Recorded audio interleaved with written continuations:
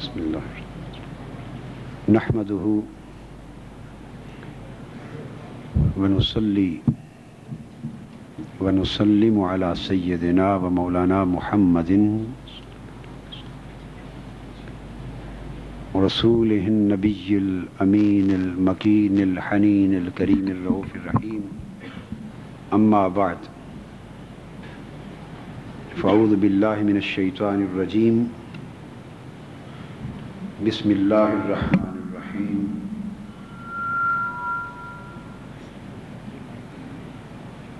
ومن الناس من يتخذ من دون الله أندادا يحبونهم كحب الله والذين آمنوا أشد حبا لله صدق اللہ مولانا العظیم۔ اللہ رب العزت کا شکر ہے جس کی توفیق سے ہم آج ہانگ کانگ کی جامع مسجد کولون میں اس عظیم اور مبارک اجتماع میں حاضر ہیں۔ آج کا یہ اجتماع اور اس اجتماع کا خطاب بحمد اللہ تعالی حقیقت توحید کے بیان کے لیے خاص ہے۔ سو آج کی گفتگو ساری حقیقت توحید کے موضوع پر ہوگی۔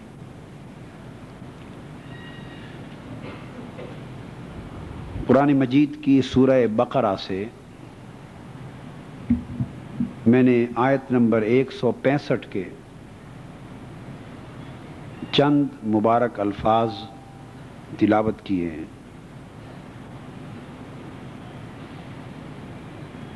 جن میں اللہ رب العزت نے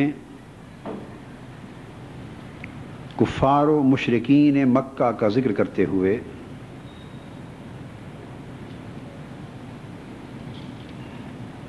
اپنی توحید کی حقیقت کے حسن سے ایک نقاب پلٹا ہے۔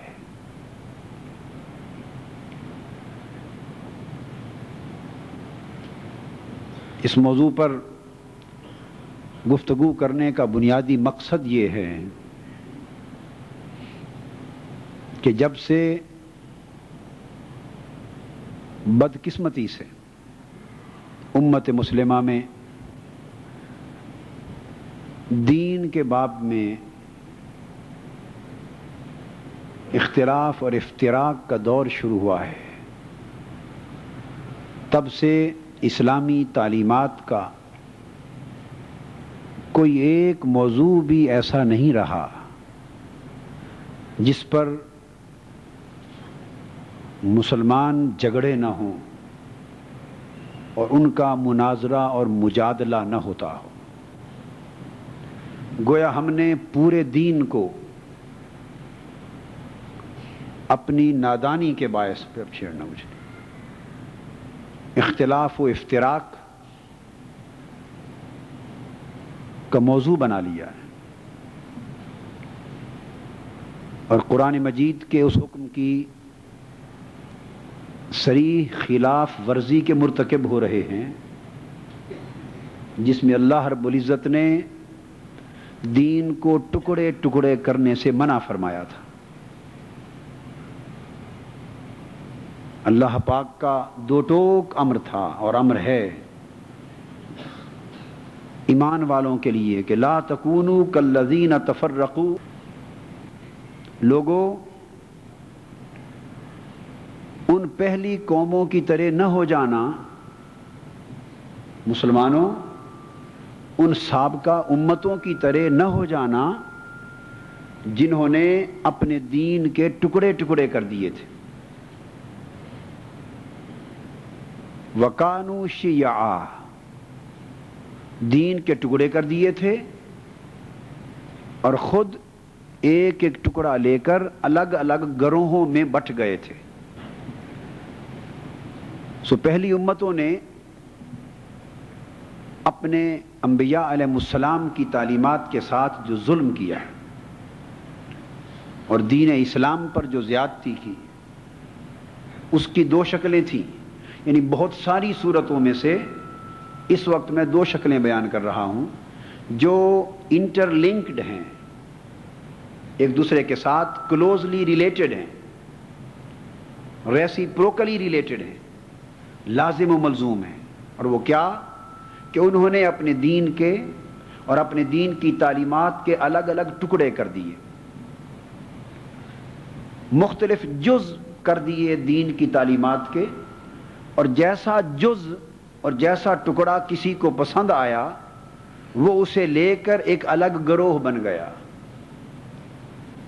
اور دین کی تعلیم کا دوسرا جز، دوسرا ٹکڑا کسی اور کے ذوق اور مزاج کے مطابق لگا، وہ اسے لے کر ایک الگ گروہ بن گیا، حتیٰ کہ پوری امت گروہوں میں بٹ گئی اور دین اور اس کی تعلیمات ٹکڑوں میں بٹ گئی. آج ہم اللہ جل مجدہ کے اس صریح حکم کی کھلی خلاف ورزی کے مرتکب ہو رہے ہیں. ہم نے بھی دین اسلام پر اور امت محمدی صلی اللہ علیہ وآلہ وسلم پر پہلی ملتوں سے کم ظلم نہیں کیا. ہم نے بھی دین کی تعلیمات کے، اسلام کے تصورات کے، عقائد اور اعمال کے الگ الگ جز بنا لیے ہیں. توحید کو الگ جز بنا لیا ہے، رسالت کو الگ جز بنا لیا ہے، محبت رسول کو الگ جز کر دیا ہے، اتباع سیرت رسول کو الگ جز بنا لیا ہے، محبت صحابہ کو الگ جز بنا لیا ہے، محبت اہل بیت کو الگ جز بنا لیا ہے. بعضوں نے سنت کو الگ کر دیا ہے، قرآن کو الگ کر دیا ہے. الغرض دین کے وہ سارے مبادیات، وہ بنیادیں، دینی تعلیمات کی وہ ساری اساس جس پر اسلامی عقائد و اعمال کی عمارت کھڑی ہے، جن میں سے کسی ایک کو ہم دوسرے سے جدا نہیں کر سکتے، ہم نے ان تمام کو ایک دوسرے سے جدا کر کے ہر جز کو اپنے مزاج کے مطابق کل بنا دیا ہے. جو ٹکڑا میرے پاس ہے میں یہ سمجھ رہا ہوں کہ بس یہی صرف دین ہے، اور جو دوسرے لوگ لیے پھرتے ہیں وہ تو دین سے کوئی تعلق ہی نہیں رکھتے. وہ یہ کہہ رہے ہیں کہ جو ٹکڑا اور جو جز تعلیم کا ہمارے پاس ہے یہی حق ہے، یہی دین ہے، اور جس کا تبلیغ دوسرے لوگ کر رہے ہیں اس کا دین اسلام سے کوئی تعلق نہیں. گویا ہر دھڑا حق بن گیا ہے اور دوسرے ہر گروہ کو باطل قرار دیا جا رہا ہے. گویا ہر ایک اپنے آپ کو فقط مسلمان بنا رہا ہے اور اس کے سوا باقی سارے امت مسلمہ کے طبقے کافر قرار دیے جا رہے ہیں. اس طرح امت کا وجود ٹکڑوں میں تقسیم ہو گیا ہے. جسد امت لخت لخت ہے، زخمی ہے، ہمارے تفرقہ اور انتشار کے تیروں سے چھلنی ہے، اور دین اسلام کی تعلیمات ٹکڑے ٹکڑے جز جز ہو کر بکھر رہی ہے.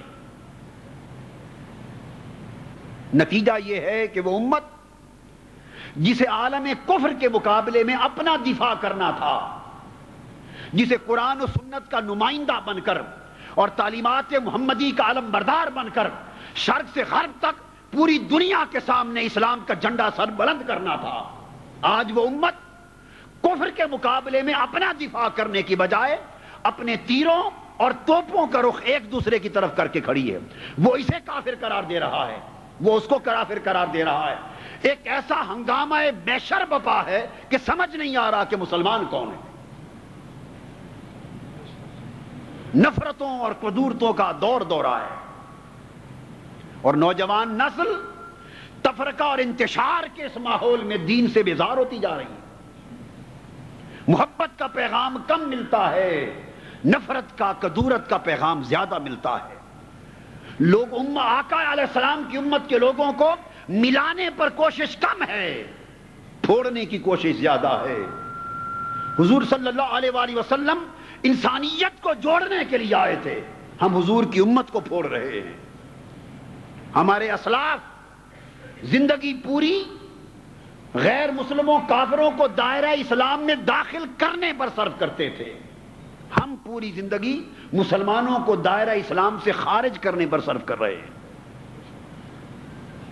ہمارے طور بدل گئے، فکر و عمل کے انداز بدل گئے، دین کی نسبت ہمارا زاویہ نگاہ بدل گیا، اور آج ہم ایک دوسرے سے اتنے بیگانے ہو گئے، اتنے بیگانے ہو گئے کہ چھوٹی سی بات پر کوئی علمی اختلاف ہوتا ہے ایک دوسرے سے سلام دعا تک نہیں کرتے، واسطہ منقطع کر دیتے ہیں۔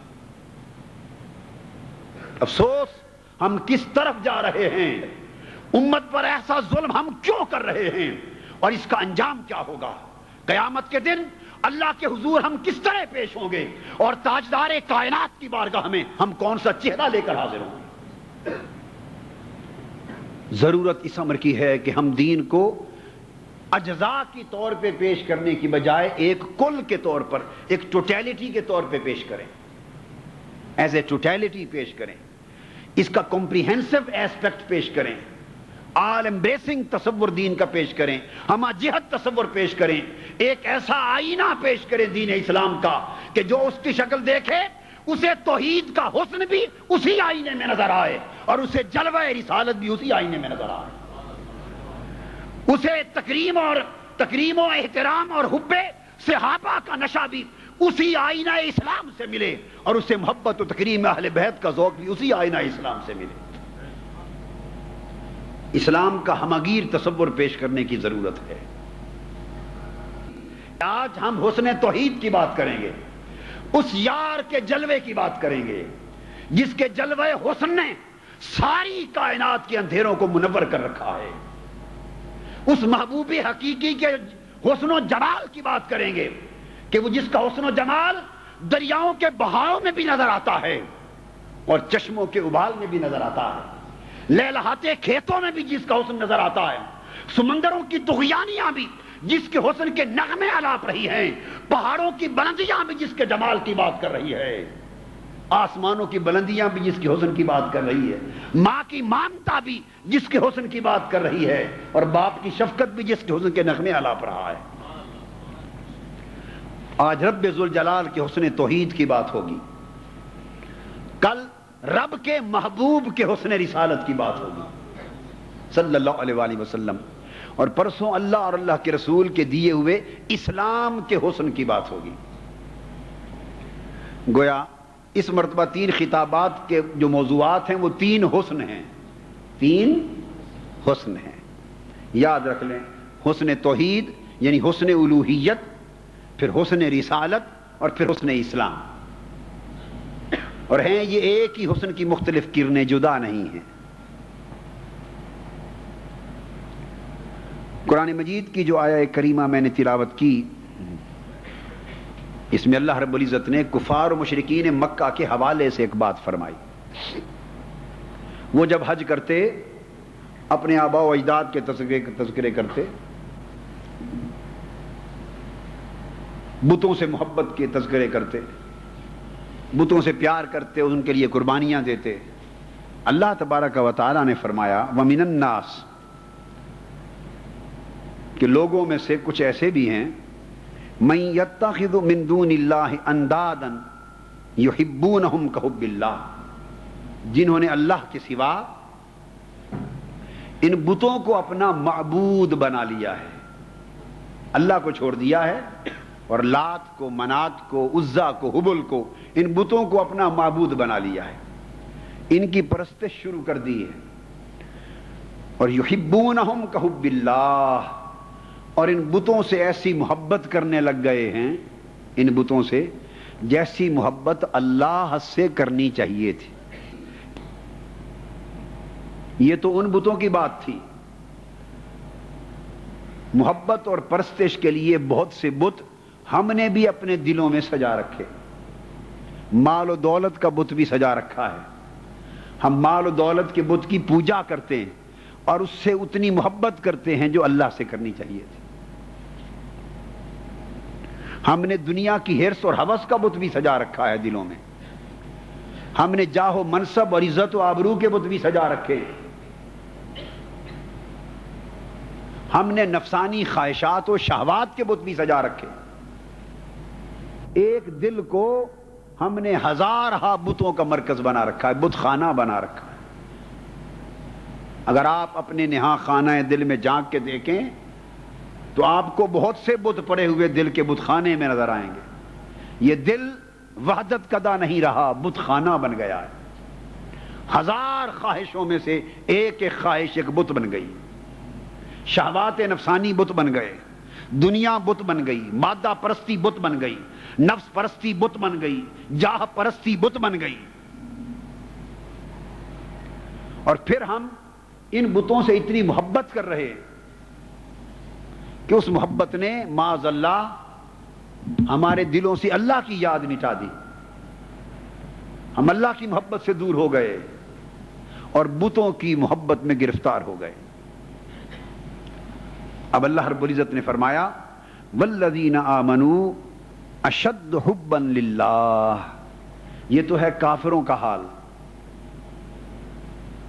پھر ارشاد فرمایا اور جو لوگ ایمان لائے ہیں، جو لوگ ایمان لائے ہیں اشد حبا للہ، انہوں نے ان سارے بتوں کی محبتوں کو مٹا دیا ہے اور ٹوٹ ٹوٹ کر اللہ سے محبت کر رہے ہیں، اللہ سے شدید محبت کر رہے ہیں.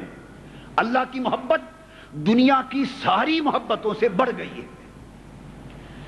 ان کی اولاد کی محبت بھی اللہ کی محبت کے سامنے ہیچ ہو گئی ہے. مال و دولت کی محبت بھی ہیچ ہو گئی ہے. جاہ و منصب کی محبت بھی ہیچ ہو گئی ہے. راحت و آرام کی محبت بھی ہیچ ہو گئی ہے. رہائش گاہوں اور مساکن کی محبت بھی ہیچ ہو گئی ہے. کاروبار اور تجارت کی محبت بھی ہیچ ہو گئی ہے. طاقت و سلطنت کی محبت بھی ہیچ ہو گئی ہے. الغرض جن کے دلوں میں ایمان سج گیا ہے اور جن کے دلوں میں ایمان کا نور اتر آیا ہے، انہوں نے ساری محبتوں کو تابع کر دیا ہے اور اللہ کی محبت کا بھانبڑ مچ گیا ہے ان کے دلوں میں. اللہ کی محبت ایک شدید کیفیت بن کے ان کے دلوں میں اتر آئی. اس آیت کریمہ نے اللہ کی شدید محبت کو حقیقت ایمان اور حقیقت توحید کے طور پہ پیش کیا ہے. چونکہ مشرکوں کی علامت بیان کی ہے بتوں سے محبت کرنا.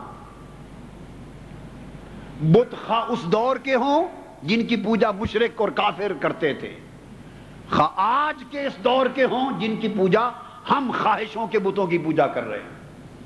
اور حضور صلی اللہ علیہ وآلہ وسلم نے اس امر کا اشارہ فرما دیا تھا. اشارہ کیا بلکہ صریح اعلان فرما دیا تھا. آپ اپنی حیات مبارکہ کے آخری دنوں میں، 10واں سال تھا مدنی زندگی کا، آخری دنوں میں صحابہ کرام کو ساتھ لے کر شہدائے احد کے مزارات کی زیارت کے لیے گئے. شہدائے احد کے مزارات کی زیارت کے لیے گئے. مزارات کی زیارت کی، وہاں حضور علیہ السلام نے دعا فرمائی اور دعا فرمانے کے بعد صحابہ کرام سے فرمایا اکٹھے ہو کے بیٹھ جاؤ اور میرا خطبہ سنو. اور حضور صلی اللہ علیہ وآلہ وسلم نے خطبہ ارشاد فرمایا شہدائے احد کے مزار کے موقع پر. خطبے میں ارشاد فرمایا لوگو، اشارہ کر دیا کہ میں جانے والا ہوں اور تم سے ملاقات کا میرا وعدہ اب حوض کوثر پر ہے. اور فرمایا میں حوض کوثر کو اس وقت اس گھڑی کھڑے ہو کر یہاں دیکھ رہا ہوں. اور ارشاد فرمایا کہ میں دنیا سے رخصت ہوتے وقت یہ اعلان کرنا چاہتا ہوں کہ اللہ کی قسم مجھے اب اپنے بعد تم میں، اپنی امت میں اس بات کا خوف نہیں رہا کہ اب تم شرک میں مبتلا ہوگے. حضور علیہ السلام نے فرمایا اللہ کی قسم کھا کر لا اخاف علیکم ان تشرکوا بعدی، اب مجھے تمہارے اوپر امت پر یہ خوف نہیں رہا کہ میرے بعد اب تم شرک کرو گے. ولکن اخاف علیکم الدنیا ان تنافسوا فیہا، مجھے خوف اس بات کا ہے، شرک کا نہیں ہے. اب میری امت میں بت پرستی نہیں ہوگی، اب میری امت میں وہ شرک نہیں ہوگا جس شرک کو میں مٹانے کے لیے آیا تھا اور مٹا چکا ہوں. اب خوف اس بات کا ہے کہ میری امت دنیا کے بت کی پوجا شروع کر دے گی. دنیا پرستی کا خطرہ ہے کہ تم دنیا پرستی میں الجھ جاؤ گے اور دنیا کی محبت شرک بن کے تمہارے رگ و ریشے میں سرایت کر جائے گی. آج کا شرک دنیا پرستی ہے۔ تو فرمایا جب شرک کی پہچان بت پرستی تھی تو توحید کی پہچان کیا ہوئی؟ اشد حبا للہ، جو شخص ٹوٹ ٹوٹ کر اللہ سے محبت کرے اور جس کا دل عشق الہی کی آگ میں جل رہا ہو، وہ سمجھے کہ اسے اللہ نے توحید کا چراغ عطا کر دیا۔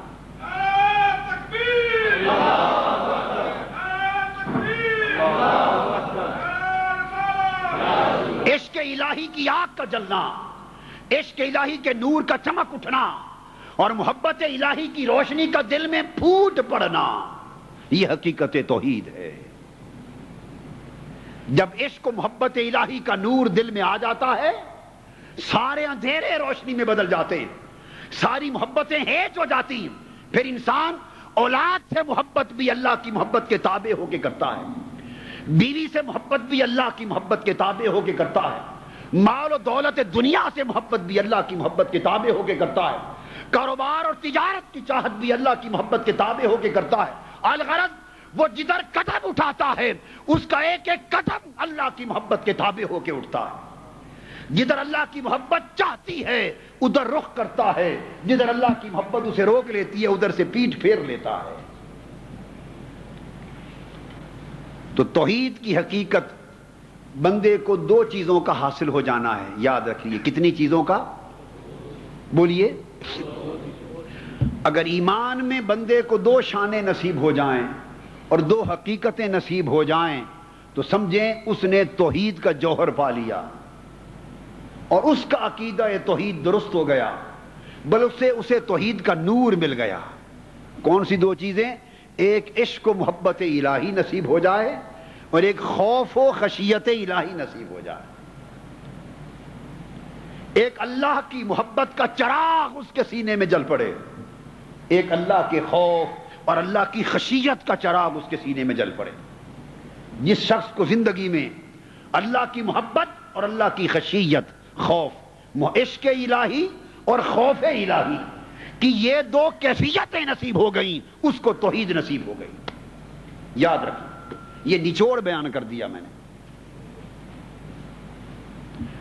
یوں تو آدمی دن میں 5 نہیں 9 نمازیں، نفلی نمازیں ملا کر فرضوں کے ساتھ 9 بار نمازیں پڑھتا پھرے، ساری رات نفل ادا کرتا پھرے، عمر بھر روزے رکھتا رہے، تبلیغ کرتا رہے، مسجدیں بناتا رہے، مدرسے بناتا رہے، وعظ کرتا رہے، تقریر کرتا رہے، کتابیں لکھتا رہے، صدقہ خیرات کرتا رہے، حج عمرے کرتا رہے، جتنی عبادات و طاعات چاہے عمر بھر کرتا رہے، مگر اس کا دل محبت الہی کی کیف سے خالی ہے اور اس کی روح خوف الہی کی لذت سے خالی ہے۔ اس شخص نے توحید کی ہوا ہی نہیں چکھی، اسے توحید کا ذوق نہیں ملا۔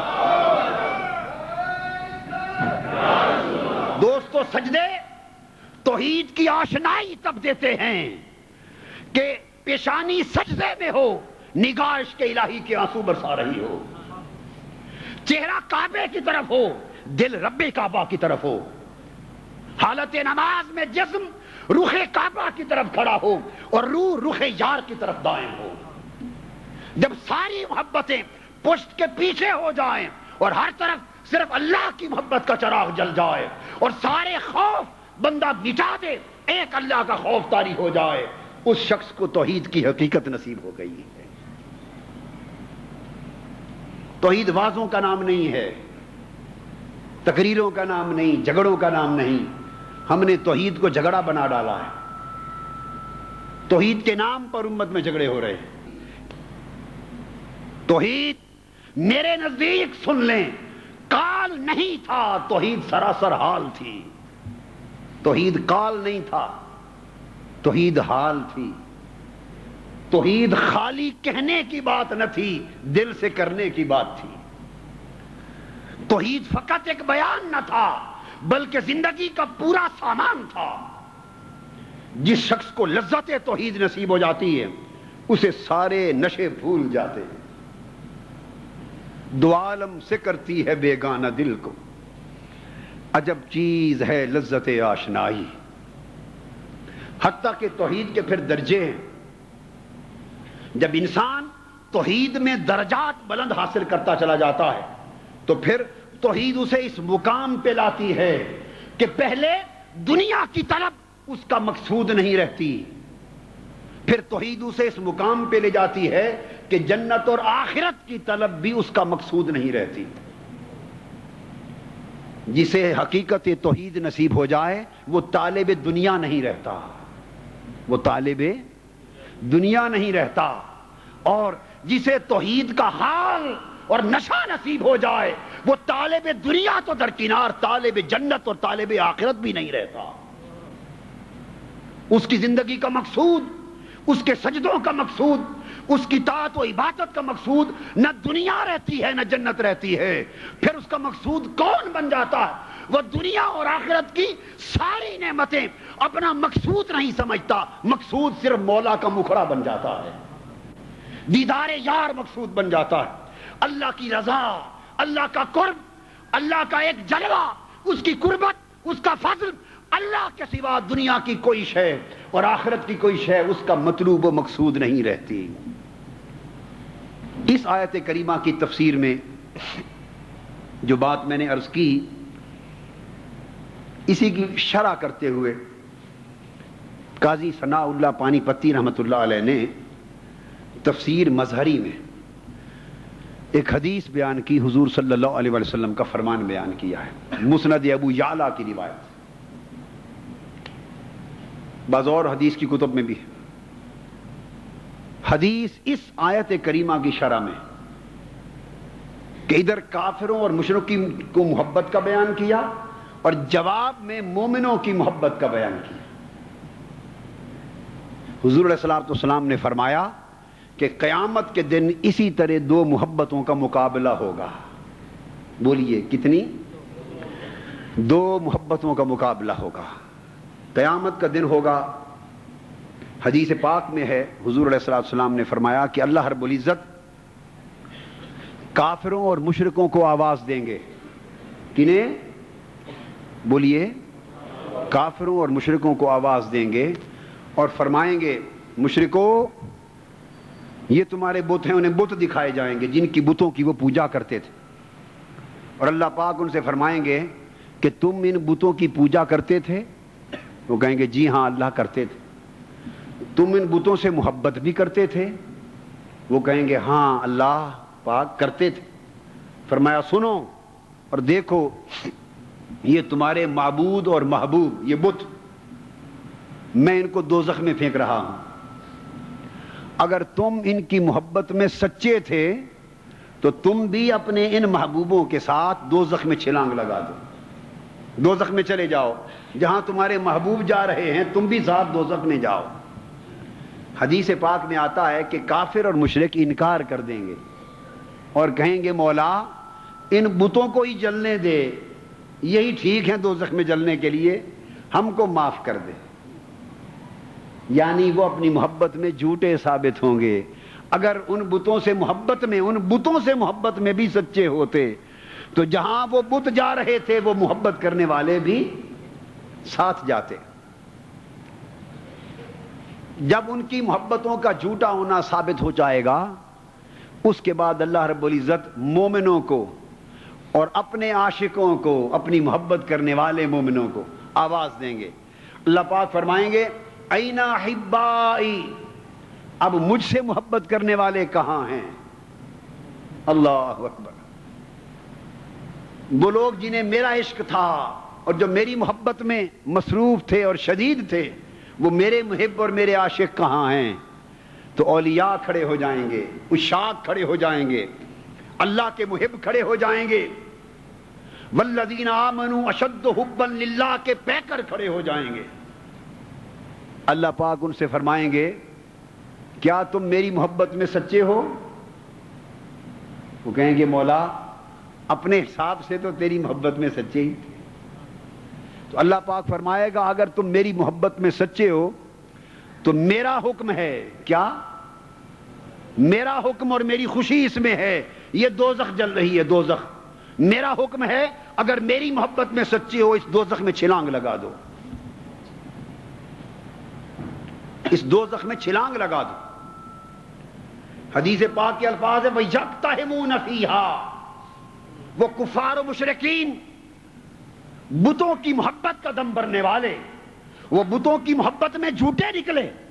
جب رب کائنات نے ان کے بت دوزخ میں پھینکے اور انہیں دوزخ میں چھلانگ لگانے کے لیے کہا تو وہ رک گئے اور کہا بت جلتے رہیں، ہم دوزخ کی آگ میں نہ جائیں۔ مگر رب کائنات سے عشق کرنے والے اور رب کائنات سے محبت کرنے والے اللہ کے محب جب وہ کھڑے ہوئے، مولا نے فرمایا اگر میری محبت میں سچے ہو تو میرا فرمان یہ ہے کہ دوزخ میں چھلانگ لگا دو۔ حدیث پاک کے الفاظ ہیں وہ وجد کرتے، رقص کرتے کرتے رب کی رضا میں دوزخ میں چھلانگیں لگا دیں گے، کریں گے مولا ہمیں نہ دوزخ کا ڈر تھا نہ جنت کا لالچ تھا، ہم راتوں کو اپنے نرم اور گداز بستر چھوڑتے تھے، مولا ہم آسائش حیات اور آرام زندگی چھوڑتے تھے اور ساری رات اپنے آنسوؤں سے اپنے تکیے اور اپنی مسجد کے جائے نمازیں مصلی بھگو دیتے تھے، سینوں میں ہمارے دل تڑپتے تھے، ہم بے چین رہتے تھے، جان و مال سب کچھ لٹاتے تھے، مولا ہم نے نہ دوزخ کے ڈر سے یہ سب کچھ کیا تھا نہ جنت کے لالچ میں کیا تھا، ہم نے سب کچھ تیری رضا کے لیے کیا ہے مولا، اگر تو اس میں راضی ہے کہ ہم دوزخ میں جائیں، تو راضی ہو اللہ کا نام لے کر دوزخ میں چھلانگ لگا دیں گے۔ اللہ پاک فرمائیں گے دیکھا ان لوگوں کو جو میری محبت میں سچے ہیں، اور اب حقیقت تو یہ ہے کہ وہ دوزخ ہوگی نہیں، وہ تو امتحان لینے کے لیے دوزخ دکھائی جا رہی ہوگی۔ بردم و سلام علی ابراہیم، جیسے آتش نمرود حضرت ابراہیم پر ٹھنڈی ہو گئی اور گلزار بن گئی، جب اللہ کے عشاق اس نام کی دوزخ میں چھلانگ لگائیں گے، اللہ پاک حکم دے گا ارے دوزخ جس میں میرے عاشق آ گئے ہیں جنت بن جا، وہ جنت میں بدل جائے گی۔ حاضرین محترم، یہ جو آیت کریمہ میں نے تلاوت کی اور جس کا حدیث پاک کے حوالے سے بیان کیا، حق یہ ہے کہ توحید کی حقیقت اللہ کی محبت اور اللہ کی خشیت سے عبارت ہے، محبت الہی اور خشیت الہی سے عبارت ہے توحید کی حقیقت۔ جس شخص کو محبت الہی کی لذت نہیں ملی اور خشیت الہی کا کیف نہیں ملا، اس نے توحید کی شراب کا ایک گھونٹ بھی نہیں پیا۔ اب توحید کیا ہے کہ انسان حرص و ہوس دنیا کو اور خواہشات و شہوات نفسانی کو اور آسائش حیات دنیا کو بھی بھول جائے اور دنیا و آخرت میں فقط اپنا مطلوب و مقصود اللہ کو بنا لے، توحید ہے۔ حضرت شیخ عمرو بن عثمان مکی رحمۃ اللہ علیہ کتاب المحبت میں محبت الہی کے موضوع پر فرماتے ہیں کہ اللہ تبارک و تعالی نے حقیقت توحید کے باب میں جسموں سے پہلے دلوں کو پیدا فرمایا اور دلوں سے پہلے روحوں کو پیدا فرمایا اور روحوں سے پہلے باطن کو پیدا فرمایا۔ اللہ رب العزت نے پھر دلوں کو اپنی محبت کے مقام میں رکھا، روحوں کو اپنے قرب کے مقام میں رکھا اور باطن کو اپنے وصل، ملاقات اور وصال کے مقام میں رکھا۔ پھر جب دنیا کی پیدائش کا وقت آیا تو انسانی نفس نے غرور کیا، تکبر کیا، نتیجتاً انسان کو بنا کر اللہ رب العزت نے دل کو جسموں میں قید کر دیا۔ جب انسان میں غرور اور تکبر آیا، دل کو جسم میں قید کر دیا، روح کو دل میں قید کر دیا اور باطن کو روح میں قید کر دیا۔ پھر اللہ رب العزت نے دنیا میں اپنے پیغمبر بھیجے، اس وقت رب کائنات نے روحوں سے، دلوں سے، روحوں سے، ان کے باطنوں سے پوچھا تھا الستو بربکم، بولو کیا میں تمہارا رب نہیں ہوں؟ سارے دل، ساری روحیں اور سارے باطن انسانوں کے بول اٹھے تھے قالوا بلا، کیوں نہیں مولا، بے شک تو ہمارا رب ہے۔ دنیا میں آ کر جب اللہ کو بھول گئے، انبیاء علیہ السلام آئے، انہوں نے آ کر اللہ کی یاد دلائی، حکم اطاعت دیا، حکم عبادت دیا۔ اب توحید یہ ہے، حقیقت توحید یہ ہے کہ شیخ عمر بن عثمان فرماتے ہیں کہ جب بندہ حکم الہی کی اطاعت میں نماز میں کھڑا ہو مصلی پر، تو توحید یہ ہے کہ جب وہ اللہ اکبر کرے حالت نماز میں داخل ہو تو اس کا جسم اللہ کی نماز میں مشغول ہو جائے، جسم اللہ کی نماز میں ذکر میں مشغول ہو جائے، اس کا دل اللہ کی اسی محبت کی تلاش میں مشغول ہو جائے، اس کی روح اللہ کے اسی قرب کی تلاش میں مشغول ہو جائے، اور اس کا باطن اللہ سے اسی وصال اور ملاقات کی تلاش میں گم ہو جائے۔ جب انسان کا جسم بھی اسی اللہ کے ذکر میں مشغول ہو، اس کا دل بھی اسی اللہ کی محبت میں مشغول ہو، اس کی روح اسی اللہ کے قرب میں مشغول ہو، اس کا باطن اسی اللہ کے وصال میں مشغول ہو، جب ظاہر و باطن کے سارے لطائف صرف ہر شے سے کٹ کر ایک اللہ کی تلاش میں گم ہو جائیں، تو تب اعلان ہوتا ہے کہ بندے تو نے توحید کو پا لیا ہے۔ نعرہ تکبیر، نعرہ تکبیر، نعرہ رسالت، تو نے توحید کو پا لیا ہے۔ جسم بھی اسی کی تلاش کر رہا ہے، ایک کی عبادت کی راہ سے، قلب بھی اسی ایک کی تلاش کر رہا ہے محبت کی راہ سے، روح بھی اسی ایک کی تلاش کر رہی ہے قربت کی راہ سے، اور باطن بھی اسی ایک کی تلاش کر رہا ہے وصال و ملاقات کی راہ سے۔ جب سارے لطائف انسانی ہر شے کو بھول کر صرف ایک اللہ کی تلاش میں گم ہو جاتے ہیں تو بندے کے ظاہر اور باطن پہ توحید وارد ہو جاتی ہے، وہ صاحب توحید ہوتا ہے، وہ صاحب توحید ہوتا ہے۔ پھر اسے نہ کسی شے کی محبت اللہ کی طرف سے کھینچ کر لے جا سکتی ہے، نہ کسی شے کا لالچ، نہ کسی شے کا خوف، نہ کسی شے کی طرف کوئی تصور اسے محبت الہی کی راہ سے ہٹا کر دائیں بائیں نہیں لے جا سکتا۔ وہ ہر شے سے بیگانہ ہو جاتا ہے اور ایک اللہ کی محبت میں یگانہ ہو جاتا ہے، ہر شے سے بیگانہ ہو جاتا ہے۔ اور پھر یوں آواز آتی ہے جیسے علامہ اقبال یا کسی نے کہا کہ توحید تو یہ ہے کہ خدا حشر میں کہہ دے، توحید تو یہ ہے کہ خدا حشر میں کہہ دے یہ بندہ دو عالم سے خفا میرے لیے ہے، یہ بندہ دو عالم سے خفا میرے لیے ہے، اس نے ہر شے کی طرف چھوڑ دی میری خاطر، ہر ایک کے خوف سے بے نیاز ہو گیا میری خاطر، ہر لالچ ترک کر دیا میری خاطر، اس نے نرم و گداز بستر چھوڑ دیے میری خاطر، راتوں کا آرام چھوڑ دیا میری خاطر، دنیا کا لالچ چھوڑ دیا میری خاطر، بندہ دو عالم سے خفا میرے لیے ہے۔ یہ کیفیت نصیب ہو جائے تو اسے حقیقت توحید کے، اس کو حضور صلی اللہ علیہ وآلہ وسلم نے حدیث جبرائیل میں بیان فرمایا ہے۔ آقا علیہ السلام نے اسے حالت احسان قرار دیا، حالت صحیح بخاری اور صحیح مسلم میں متفق علیہ حدیث، سیدنا جبرائیل امین کے سوال کے جواب میں مل احسان و یا رسول اللہ صلی اللہ علیہ وسلم، یا رسول اللہ احسان کیا ہے؟ حضور علیہ السلام سے پہلے ایمان کا پوچھا کہ ایمان کیا ہے، پھر پوچھا اسلام کیا ہے، پھر جبرائیل امین علیہ السلام نے پوچھا آقا احسان کیا ہے؟ حضور علیہ السلام نے فرمایا الاحسان ان تعبد اللہ کأنک تراہ فإن لم تکن تراہ فإنہ یراک، احسان یہ ہے کہ تو بندہ ہو کر اللہ کی عبادت یوں کرے جیسے تو اس کا مشاہدہ کر رہا ہے، اس کا جلوہ کر رہا ہے، اور اگر تجھے یہ کیفیت نصیب نہ ہو تو کم سے کم تیرا حال یہ ہو کہ وہ تمہیں دیکھ رہا ہے۔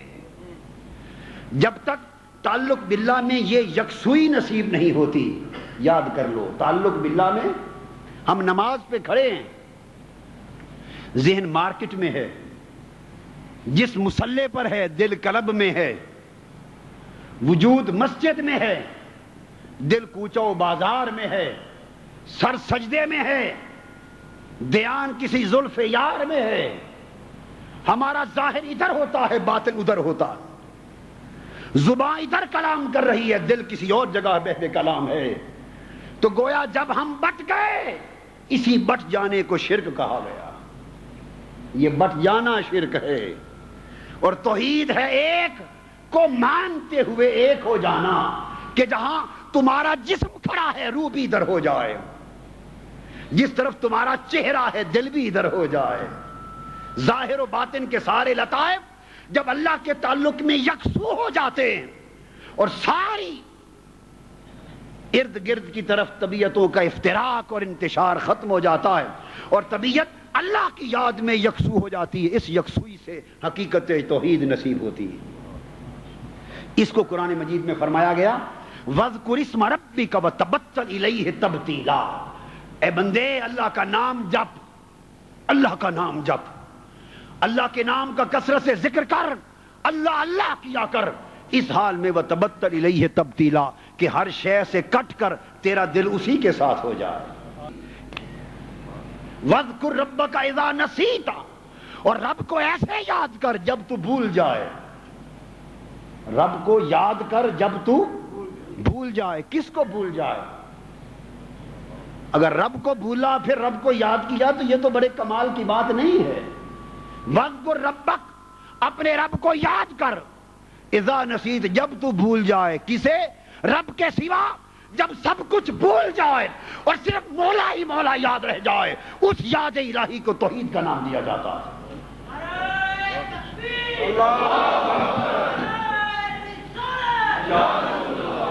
ہائے ہائے ہائے ہائے. اور جب یہ کیفیت عشق الہی میں نصیب ہوتی ہے تو پھر اپنا اپنا ظرف ہوتا ہے، اپنی اپنی برداشت ہوتی ہے، اپنا اپنا تحمل ہوتا ہے. کچھ عاشقان الہی جب اس تعلق میں یکسوئی پاتے ہیں اور خود کو جلوہ یار میں گم کرتے ہیں اور اس کے حسن مطلق کے نظارے میں فنا ہوتے ہیں تو ان کی کیفیت یہاں تک مزمحل ہو جاتی ہے کہ حضرت فضیل بن عیاض نے فرمایا، حضرت فضیل بن عیاض نے، کہ میں حج کر رہا تھا، حج کے دوران میں نے خانہ کعبہ کے طواف کے اندر ایک جوان کو دیکھا. ہائے، وہ جوان عشق الہی میں یکتا تھا، عشق الہی میں فنا تھا، عشق الہی میں خستہ تھا، عشق الہی میں جل کر راکھ ہو گیا تھا. وہ جوان طواف کعبہ میں ایک جگہ کھڑا تھا، لوگ تسبیح کرتے تھے، وہ چپ اور حیران تھا. لوگ تحلیل کرتے تھے، وہ خاموش اور حیران کھڑا تھا. لوگ اللہ کے اذکار کر رہے تھے، وہ خاموش اور حیران کھڑا تھا اور سر جھکائے کھڑا تھا. حضرت فضیل بن عیاض فرماتے، میں نے اس جوان سے پوچھا تم تسبیح تحلیل اور دعا میں کیوں شریک نہیں ہوتے؟ جوان چپ کیوں کھڑے ہو؟ اس جوان نے جواب دیا کہ میں وحشت میں مبتلا ہوں، وحشت میں مبتلا ہوں، یعنی خوف زدہ ہو گیا، حالت خوف میں ہوں. میں نے پوچھا بیٹے جوان حالت خوف کیا ہے؟ اس جوان نے کہا، جوانوں، کتنے جوان بیٹھے ہیں ذرا ہاتھ کھڑا کریں، جوان ہاتھ کھڑا کریں، ذرا توجہ سے بات کو سمجھے. حضرت فضیل بن عیاض کہتے میں نے کہا جوان کس بات کا خوف اور وحشت ہے؟ اس نے کہا اس بات کا کہ اللہ نے مجھے زندگی دی تھی اپنے لیے اور میں ضائع کر بیٹھا.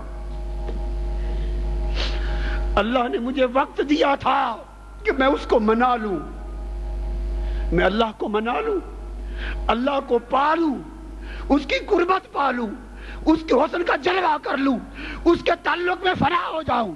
اس نے مجھے مہلت دی تھی، زندگی کا وقت ایک مہلت تھا اور میں اسے ضائع کر بیٹھا ہوں. اب تسبیح کس منہ سے کروں؟ حضرت فضیل کہتے میں نے پھر بھی کہا بیٹے جوان کوئی بات نہیں، اللہ معاف کرنے والا ہے، تو ہاتھ اٹھا اور ہاتھ اٹھا کے دعا تو کر. فرماتے ہیں اللہ کی عزت کی قسم میں نے دیکھا اس جوان نے ہاتھ اٹھائے، اس کی چیخ نکلی اور گر کے اس کی روح کفن انصری سے پرواز کر گئی، ختم ہو گیا.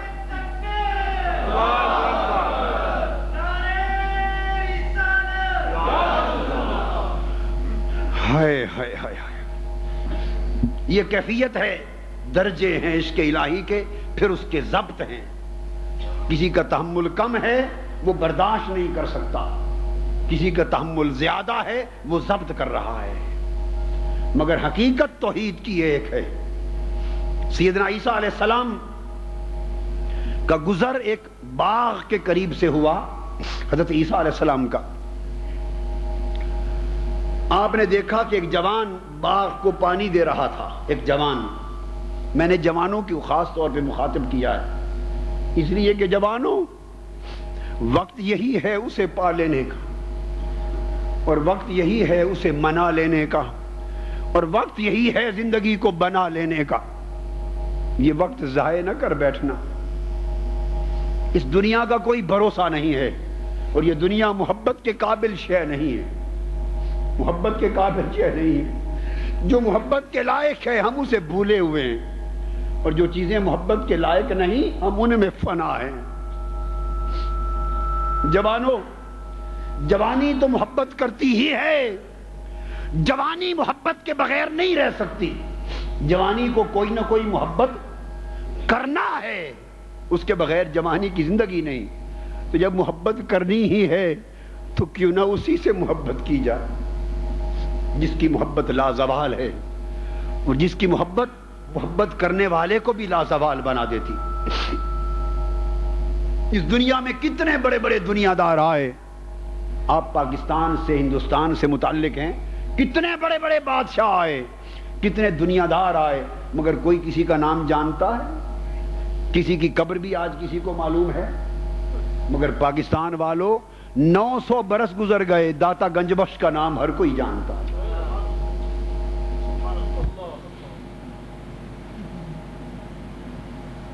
اس لیے کہ انہوں نے عشق کیا اللہ سے۔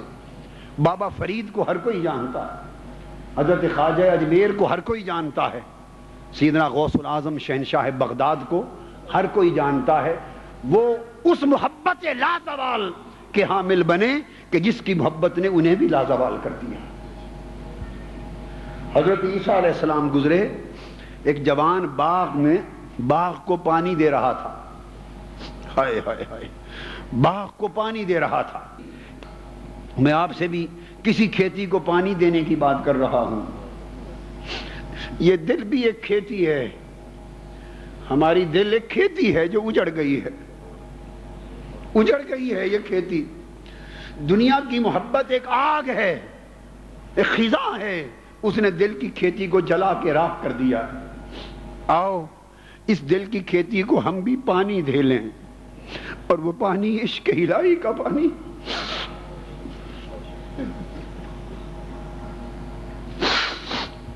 معاف کر دیجئے، وہ پانی عشق الہی کا پانی ہے۔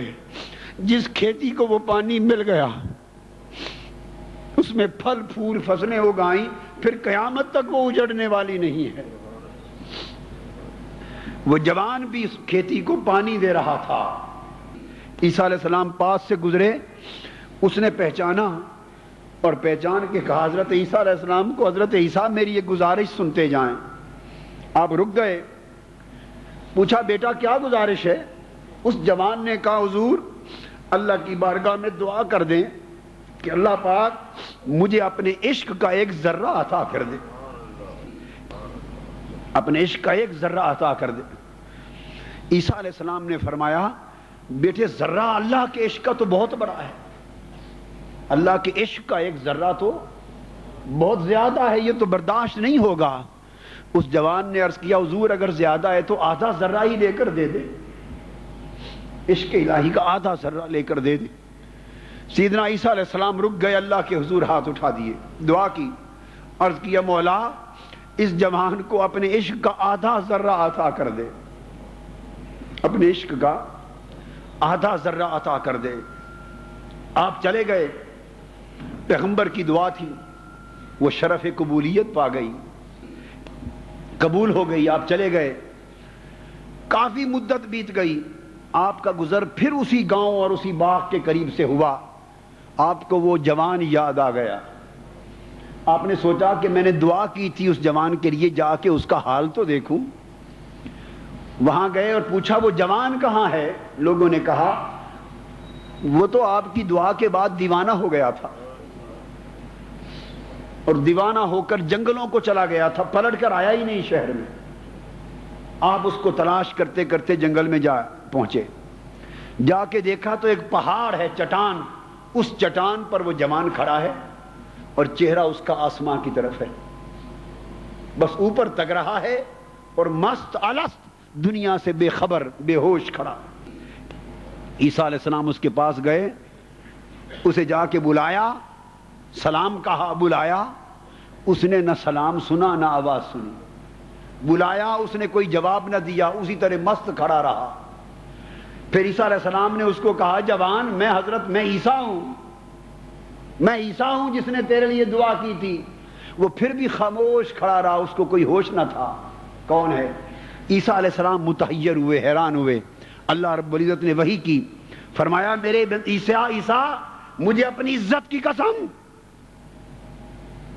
جس شخص کے دل میں میرے عشق کا آدھا ذرہ آ جائے وہ کسی اور کی آواز کیسے سن سکتا ہے اور میرے سوا کسی اور کو پہچان کیسے سکتا؟ تو اسے آواز دے رہا ہے، مجھے اپنی عزت کی قسم اگر آری لے کر اس کے جسم کو 2 ٹکڑے کر دیا جائے اسے تب بھی پتہ نہ چلے کہ کیا ہو رہا ہے۔ انسان کو مادی احساسات سے ماورا کر دیتی ہے، مادی ادراکات سے ماورا کر دیتی ہے، مادی حرص و ہوس سے ماورا کر دیتی۔ آپ نے حضرت یوسف علیہ السلام کے زمانے کا واقعہ سورہ یوسف میں قرآن مجید میں نہیں پڑھا؟ جب عزیز مصر کی بیوی زلیخا پر، زلیخا کے بھی 2 حال ہیں، زلیخا کے بھی 2 حال ہیں، اور سورہ یوسف میں آیا جب زلیخا پر، عزیز مصر کی بیوی پر تہمت لگی کہ وہ اپنے غلام یعنی حضرت یوسف کے عشق میں مبتلا ہو گئی، اس نے کہا کیا کروں، اب اس تہمت سے دامن کیسے پاک ہو، دھبا کیسے دھلے؟ وہ تلاش میں نکلی کہ کسی سے کوئی نصیحت ملے، جا کے پوچھوں۔ وہ خوش نصیب کسی فقیر، کسی عاشق کے پاس جا پہنچی، کسی خوش نصیب معرفت والے کے پاس جا پہنچی۔ اس نے کہا بی بی یہ تہمت، یہ عورتیں جو سارے شہر میں تہمت لگا رہی ہیں اور تمہارے اوپر ایک عجیب تہمت کا اور الزام کا ایک بازار گرم ہے، یہ ختم نہیں ہو سکتا۔ اس نے کہا کہ ان کی زبانیں کیسے بند کروں؟ اس کو کہا گیا کہ ایک ہی طریقہ ہے، جو تو نے دیکھا ہے ان کو بھی دکھا دے، جو تو نے دیکھا ہے تھوڑا سا ان کو بھی دکھا دے، تب زبانیں بند ہوں گی۔ یہ زبانیں وہی بہت کھولتے ہیں جنہوں نے دیکھا نہیں ہوتا، جو زبانیں بہت کھولتے ہیں اور جھگڑتے ہیں اور فتویٰ بازی کرتے اور ایک دوسرے کے خلاف حملے کرتے اور امت میں فتنہ و فساد بپا کرتے ہیں، یہ وہی لوگ کرتے ہیں جنہوں نے یار کے حسن کو دیکھا نہیں ہوتا۔ جو تک لیتے ہیں وہ چپ ہو جاتے ہیں، جو تک لیتے ہیں وہ چپ ہو جاتے ہیں، کسی کے خلاف بات نہیں کرتے، کیونکہ وہ اپنی اصلاح سے بھی فارغ نہیں ہوتے، کسی اور کا کیا بات کریں گے۔ اس نے آ کر زنان مصر کو بٹھا دیا، ہاتھوں میں چھریاں دے دی، سیب پھل دے دیے، یوسف علیہ السلام سے کہا کہ آپ یہاں سے گزر جائیے، اور جب یہاں سے گزریں ذرا ایک نقاب پلٹ لینا، چہرے پر نقاب رکھتے تھے یوسف علیہ السلام، وہ ذرا ہٹا لینا۔ اور عورتوں سے کہا کہ جب یوسف علیہ السلام یہاں سے نقاب ہٹا کر گزریں تم چھریاں چلا کر اپنے پھل کاٹ کر کھانا شروع کر دینا۔ یہ کوئی یوسف زلیخا کی قصہ کتاب کا نہیں، قرآن مجید بیان کر رہا ہوں، یہ کوئی کتابی قصہ نہیں ہے، ممکن ہے یہ خیال آئے، جو بیان کر رہا ہوں لفظ بلفظ قرآن مجید کا ترجمہ بیان کر رہا ہوں۔ یوسف علیہ السلام گزرے، یہ کوئی کتابی قصہ نہیں ہے، ممکن ہے یہ خیال آئے، جو بیان کر رہا ہوں لفظ بلفظ قرآن مجید کا ترجمہ بیان کر رہا ہوں۔ یوسف علیہ السلام گزرے، زنان مصر نے جب یوسف علیہ السلام سامنے آئے اپنے چہرے کا نقاب پلٹا، جب نقاب پلٹا مصر کی عورتوں نے چھریاں چلا دی، چھریاں چل گئی، ہاتھ کٹ گئے، پھل گر گئے، انگلیاں کٹ گئی، خون بہ گیا، مگر نگاہیں جل گئے حسن یوسف کو تکتی کی تکتی رہ گئی، اور کسی کو ہوش نہ رہا کہ ہاتھ کٹ گئے ہیں۔ اب قرآن مجید کا فرمان ہے اکبرنہ فقطعن ایدیہن وقلن حاشا للہ ما ھذا بشرا۔ حضرت یوسف کا حسن دیکھا اور دیکھتی رہ گئی اور اپنے ہاتھ کاٹ بیٹھی اور ان کو ہوش نہ رہا اور کہنے لگی خدا کی قسم یہ تو کوئی انسان کوئی بشر دکھائی نہیں دیتا، یہ تو کوئی نور کا پیکر ہے۔ تو وہ جو جمال یوسف دیکھ رہی ہیں، وہ اپنے ہاتھ کاٹے جا رہی ہیں، انہیں خبر نہیں، اور وہ لوگ جو حسن الوہیت میں وسط اور فنا ہوں گے ان پر آری چل جائے تو وہ کیسے خبر۔ ابراہیم علیہ السلام نارے نمرود میں گزر جائیں تو وہ حالت عشق میں جلوہ یار کر رہے ہیں، اور اللہ کے پیغمبر حضرت زکریا اور یحییٰ ان کے والد علیہ السلام وہ آری سے چر جائیں، وہ تو عشق الہی اور جلوہ حسن الہی میں مست ہیں۔ یہ کیفیت ہوئی، اور جب یہی زلیخا بعض روایات کے مطابق جب ایمان لے آئیں حضرت یوسف علیہ السلام پر اور توبہ کر لی، اور بعض روایات کے مطابق آپ کے عقد زوجیت میں آ گئی، تو جب وہ آپ کی زوجہ ہو گئیں تو اس وقت شیخ ابو طالب مکی رحمت اللہ تعالی علیہ قوت القلوب میں بیان کرتے ہیں، فرماتے ہیں کہ وہ جب ایمان کی حالت میں آ گئیں اور عشق الہی کی چنگاری بھڑک اٹھی اور حضرت یوسف علیہ السلام کی زوجہ ہو گئیں تو حضرت یوسف علیہ السلام کو تکتی نہیں تھی۔ اللہ اکبر، وہ جن پر اسی عشق میں مبتلا ہونے کی تہمت لگی تھی وہ تکتی نہیں تھی، اور ہر وقت کمرے میں عبادت میں مصلی پر بیٹھی رہتی۔ ایک روز حضرت یوسف نے پوچھا زلیخا تب تو پیچھے سے دوڑ کر میرا دامن تو نے پکڑا تھا، مجھے بھی پریشان کیا، اپنے آپ کو بھی پریشان کیا، آج میں تمہیں مل گیا ہوں حالت ایمان میں آ جانے کے، تیرے آ جانے کے بعد اب مجھے تکتی نہیں، کیا وجہ ہے؟ وہ جو زلیخا کہنے لگی اس وقت اس لیے دوڑی تھی کہ اسے دیکھا نہیں تھا، ہائے ہائے ہائے، جب سے اس کا جلوہ نظر آ گیا ہے تب سے کسی اور شے کو دیکھنے کو جی نہیں کرتا۔ دعا عالم سے کرتی ہے بیگانہ دل کو، عجب چیز ہے لذت آشنائی، عجب چیز ہے لذت آشنائی۔ پھر جب لذت آشنائی نصیب ہوتی ہے ہر شے بھول جاتی ہے۔ پھر سیدنا ایوب علیہ السلام کا واقعہ کتب حدیث اور کتب تفاسیر میں کثرت کے ساتھ آیا ہے۔ جب طویل عرصے کی انہیں بیماری آئی اور سر انور سے لے کے قدمین شریفین تک پورا جسم زخموں سے چھلنی چھلنی ہو گیا، اور زخموں سے ٹیسیں اٹھتی تھیں، اور ساری رات زخموں کی دردوں سے تڑپتے اور بیدار رہتے اور نیند نہ آتی۔ ایک طویل زمانہ اس امتحان اور آزمائش میں گزارنے کے بعد جب آپ صحت یاب ہوئے، اللہ پاک نے صحت دے دی، تندرست فرما دیا، تو صحت یابی کے زمانے میں ایک روز کسی نے پوچھا، اور آپ فرمایا کرتے تھے، پھر پوچھنے والوں نے پوچھا حضرت ایوب علیہ السلام آپ نے بڑی لمبی بیماری بھی دیکھی ہے اور صحت یابی بھی دیکھی ہے، بتائیے تو صحیح زیادہ مزہ کس شے میں آیا؟ بیماری کیسی پائی اور صحت یابی کیسے پائی؟ حضرت ایوب علیہ السلام فرماتے تھے کہ صحت اللہ کی نعمت ہے اور میں اللہ کی اس نعمت پہ شکر بجا لاتا ہوں، مگر پوچھنے والوں سچ تو یہ ہے کہ جو مزہ بیماری میں تھا وہ صحت یابی میں نہیں آتا۔ انہوں نے پوچھا بیماری میں کیا مزہ تھا؟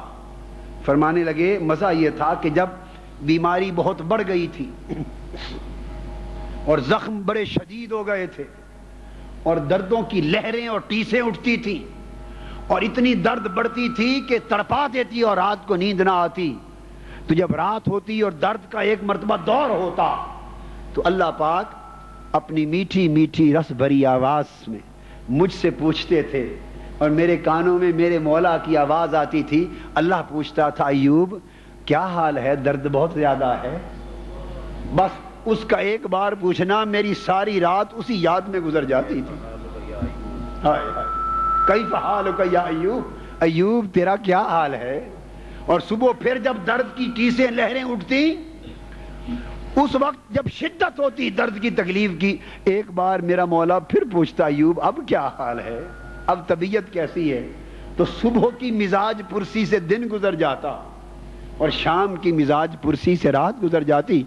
اللہ کی قسم جب سے شفا یاب ہوا ہوں کان اس آواز کو سننے میں ترس گئے.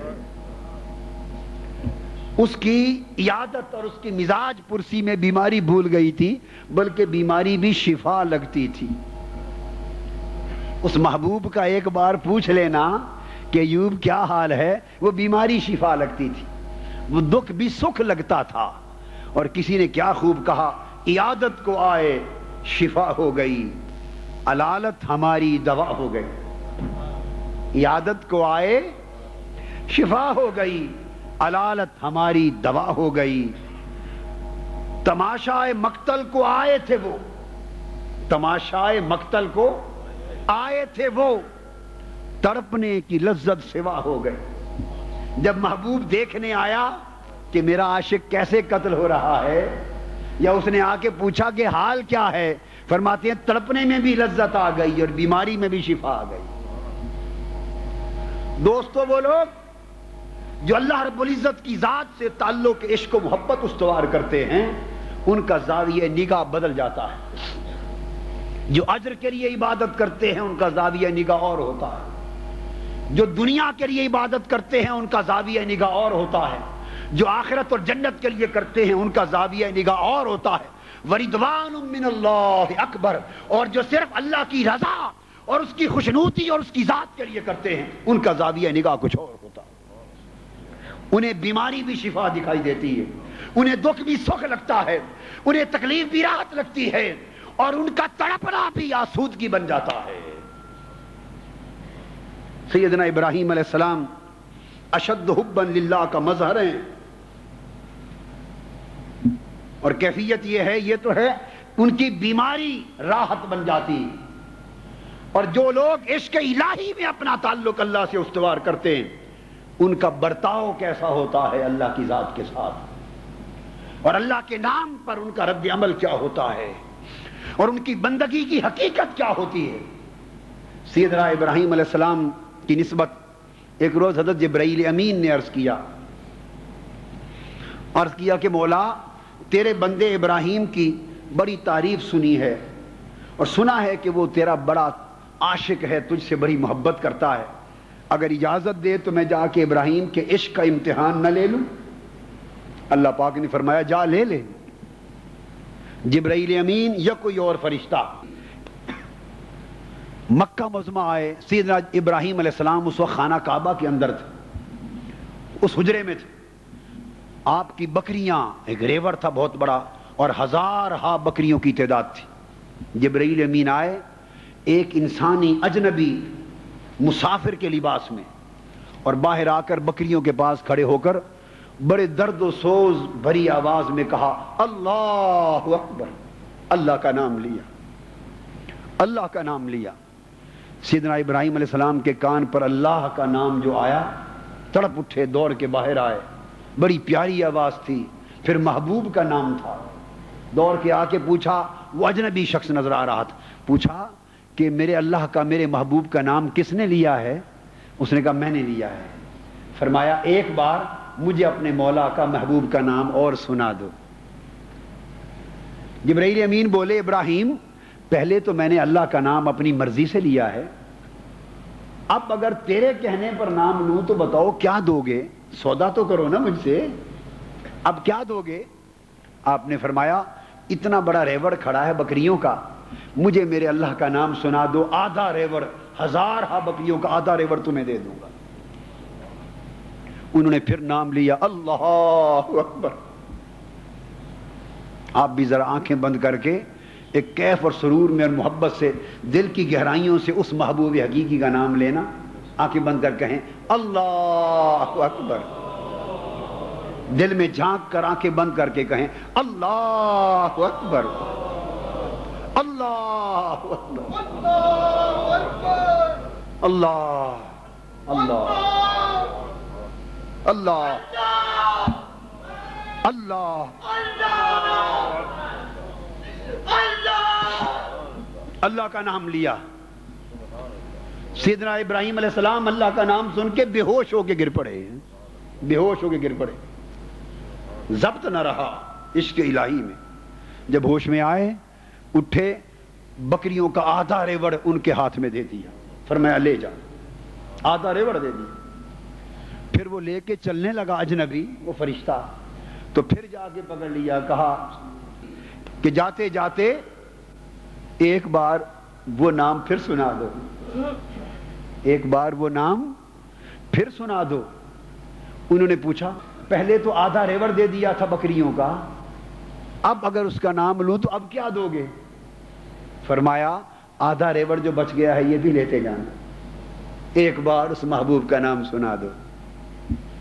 دوستو کتنا فرق ہے جن لوگوں کو شراب توحید نصیب ہو جاتی ہے, جنہیں حقیقت توحید نصیب ہو جاتی ہے, جن کے اندر جوہر توحید چمک اٹھتا ہے, اور جنہیں تعلق الہی میں محبت کی یکسوئی وارفتگی نصیب ہو جاتی ہے. وہ جو موحد کامل ہوتے ہیں ان کے اللہ کے ساتھ تعلق کے کیف اور سرور کیا ہوتے ہیں. آدھا ریوڑ بقیہ بھی لے جانا. جبرائیل امین نے پھر نام لیا اللہ, آپ بھی کہیے پھر محبت سے, اللہ اللہ سبحان اللہ, اللہ کا نام لیا. ابراہیم علیہ السلام پھر بے ہوش ہو کر گر پڑے, ہوش میں آئے وہ آدھا ریوڑ بھی دے دیا. وہ پھر چلنے لگے لے کر, آپ نے دوڑ کے پھر پکڑ لیا اور کہا جاتے ہوئے ایک بار اور سنا دو اس نام کو. انہیں پوچھا ابراہیم جو کچھ تھا سارا تو نے دے دیا, اب کیا دو گے؟ فرمانے لگے میں جو رہ گیا ہوں مجھے بھی لے جانا. ریوڑ تیرے پاس ہے, انہیں چرانے کے لیے نوکر بھی تو چاہیے, مجھے میرے محبوب کا اللہ کا نام سناتے رہنا, میں تیری بکریاں چراتا رہوں گا.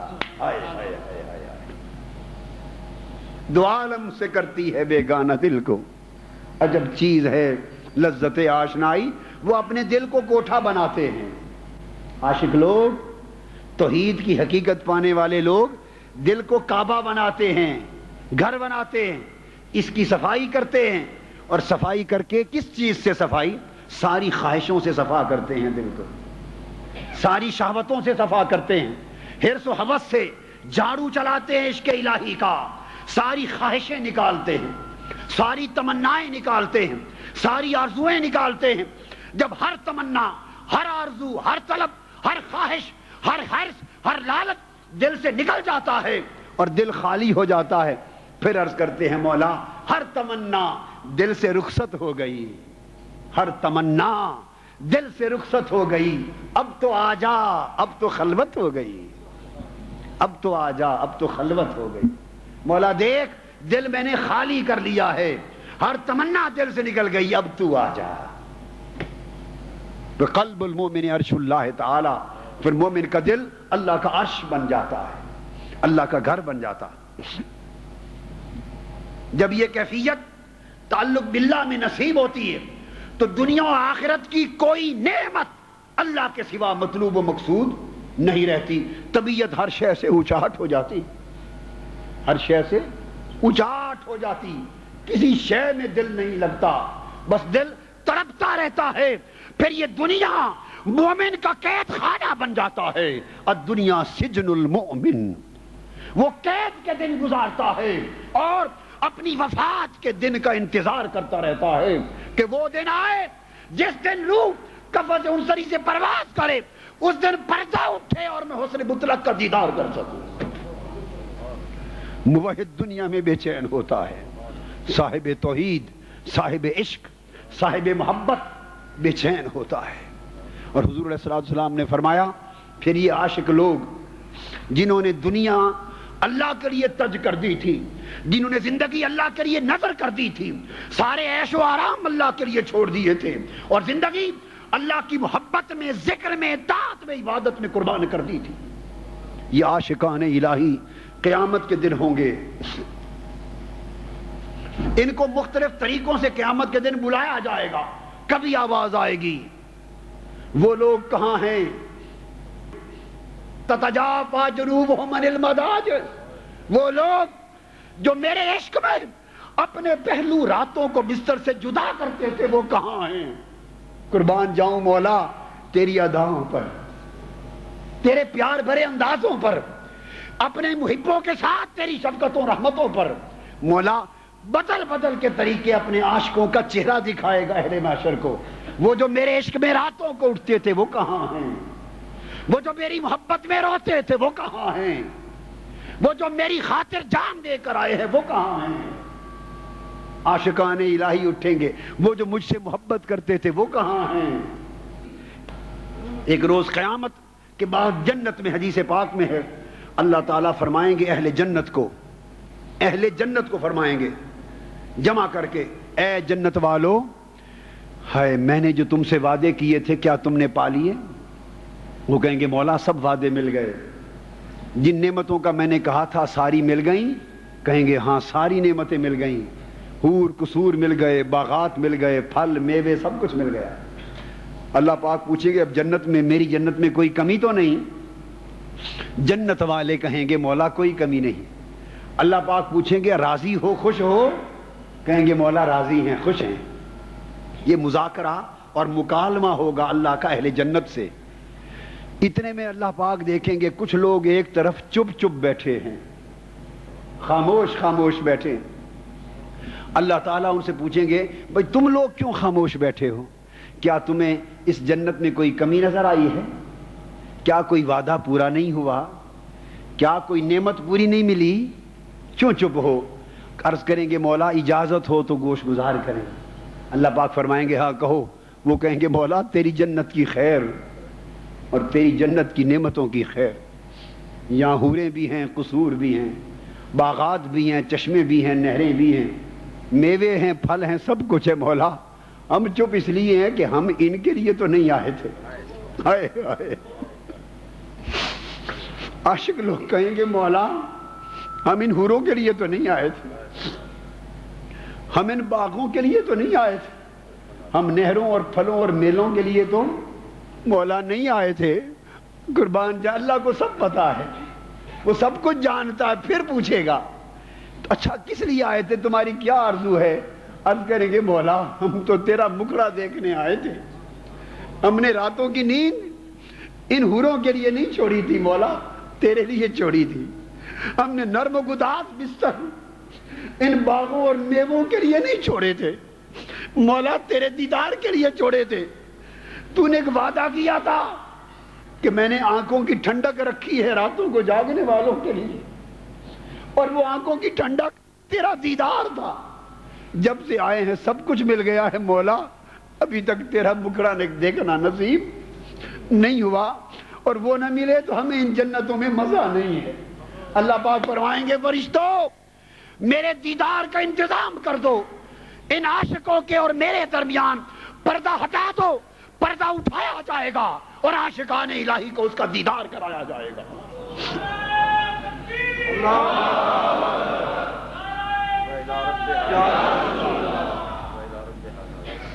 ہائے ہائے ہائے سبحان اللہ، قرآن مجید نے اس کے اشارے کیے، جہاں فرمایا ان کے چہرے دمک رہے ہوں گے، چمک رہے ہوں گے، مستبشرہ ہوں گے، تبیض وجوہ، وہ چمک دمک رہے ہوں گے، کیوں؟ اور مسرور ہوں گے، کیوں؟ الی ربہا ناظرہ، اپنے رب کو تک رہے ہوں گے، رب کا دیدار کر رہے ہوں گے، رب کے دیدار میں محو ہوں گے، ان کی خوشی ہی مولا کے مکھڑے کے تکنے میں ہے۔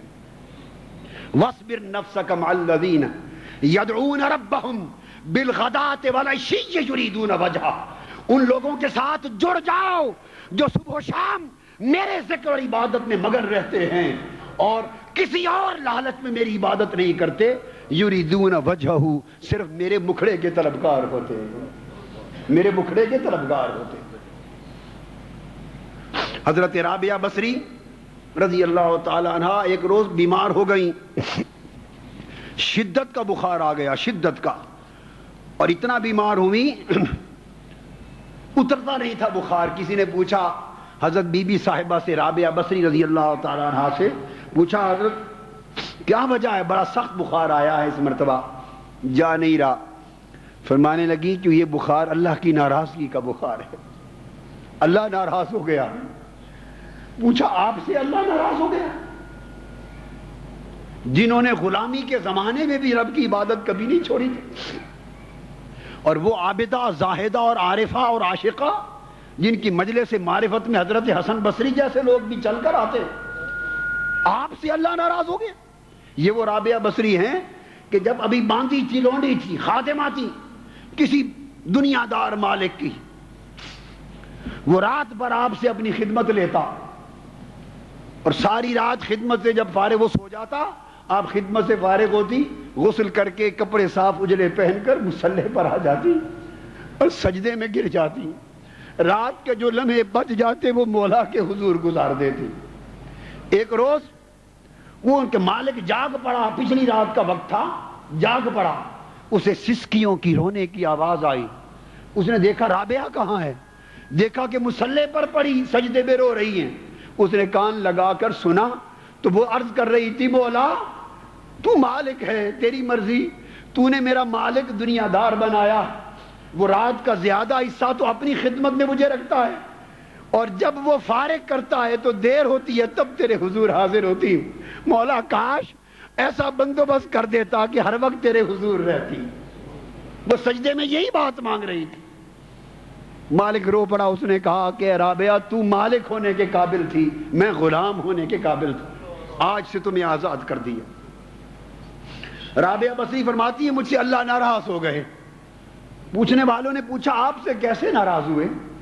فرمانے لگی میں قرآن مجید کی تلاوت کر رہی تھی اور قرآن کی تلاوت کے دوران جنت کا ذکر آ گیا. جنت کا اتنا پیارا پیارا ذکر تھا جنت کا کہ میرے دل میں خواہش پیدا ہو گئی کہ مولا یہ جو پیاری جنتیں جن کا ذکر کیا ہے مجھے بھی دے دے. بس اس جنت کی طلب دل میں اٹھی. رب کائنات کی طرف سے ایک آواز آئی، کہا رابعہ دعویٰ ہمارے عشق کا اور طلب جنت کی. ایک شے کو طلب کرنا، پھر یہ جنت طلب کر یا مجھے طلب کر.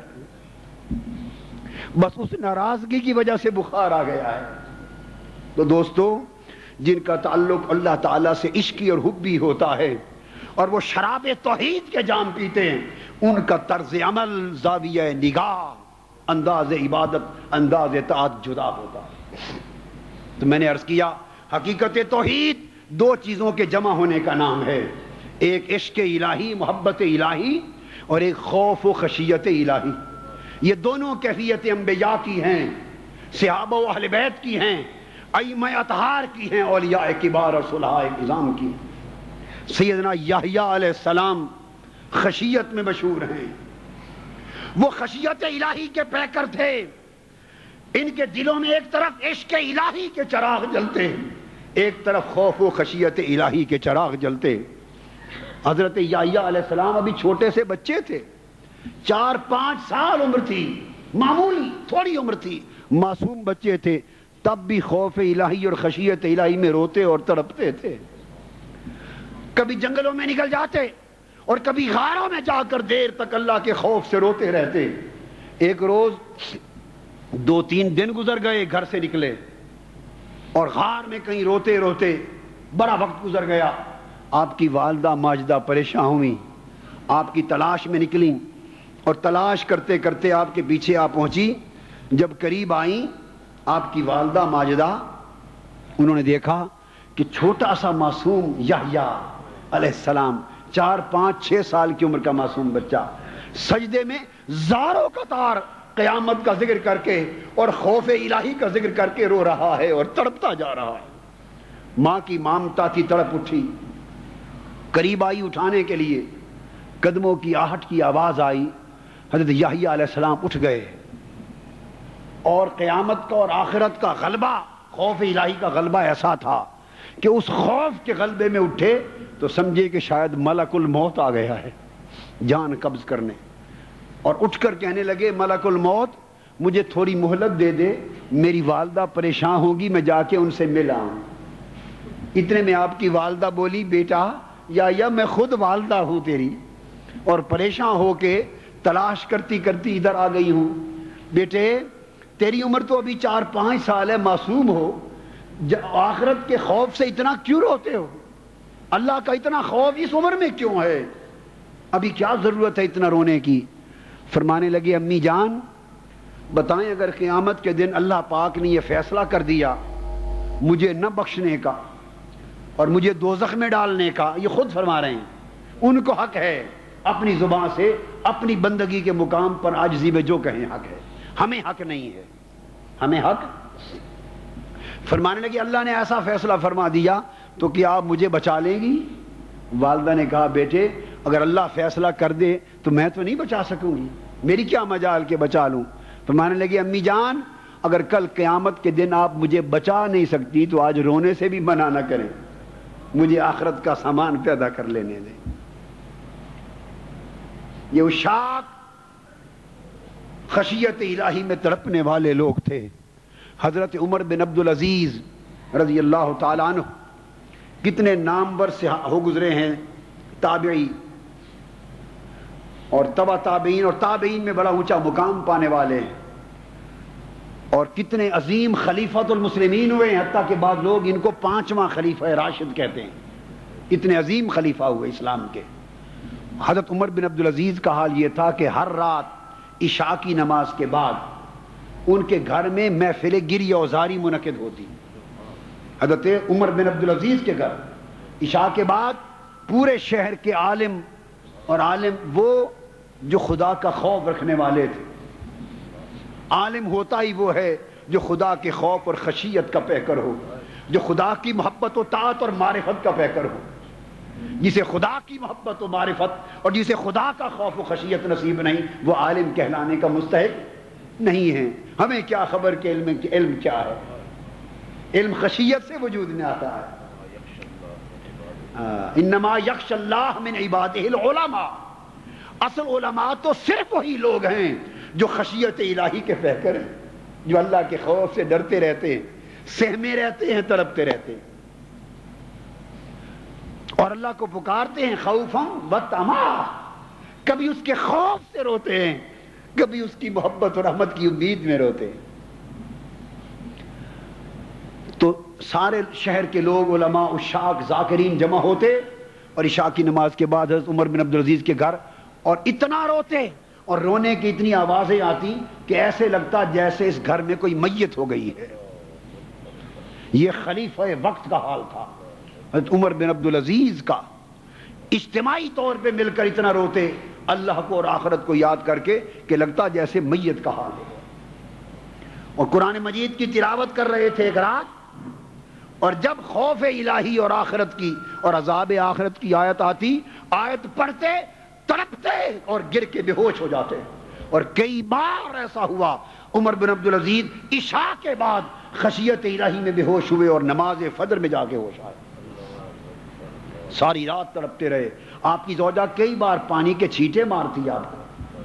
میں حضرت عمر بن عبدالعزیز کا حال بیان کر رہا ہوں.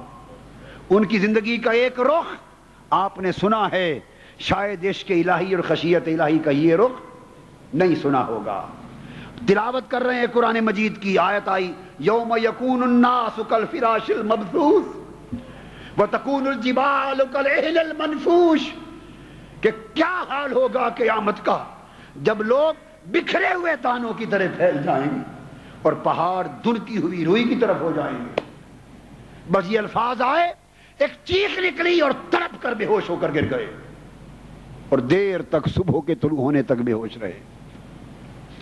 یہ حضرت عمر بن عبدالعزیز ہیں رضی اللہ تعالیٰ عنہ، اور حضرت عمر بن الخطاب رضی اللہ تعالیٰ عنہ کا حال بھی سن لیں. فاروق اعظم رضی اللہ تعالیٰ عنہ، جن کے دبدبہ و جلال سے کیسر و کسریٰ کے محلات میں زلزلے آتے تھے، ہزارہ میل پر بیٹھے ہوئے بڑی بڑی تخت و سلطنت کے مالک جس عمر کا نام سن کر تھرا جاتے تھے، اور جن کے نام کے دبدبے سے شیطان دوڑ جاتا تھا، وہ فاروق اعظم جن کی طاقت، جن کی مضبوطی اور استحکام کا عالم امت مسلمہ کے لیے ایک عجیب تھا.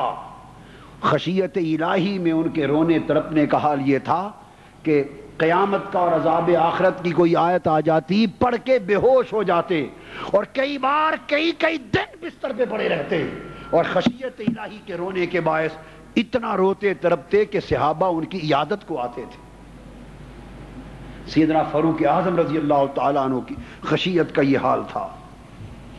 پھر تابعین میں حضرت حسن بصری رضی اللہ تعالیٰ عنہ، خشیت الہی میں ان کا ہمہ وقت ہر وقت حال یہ رہتا تھا کہ جب کوئی انہیں دیکھتا ایسے لگتا کہ کسی عزیز کو دفن کر کے آ رہے ہیں.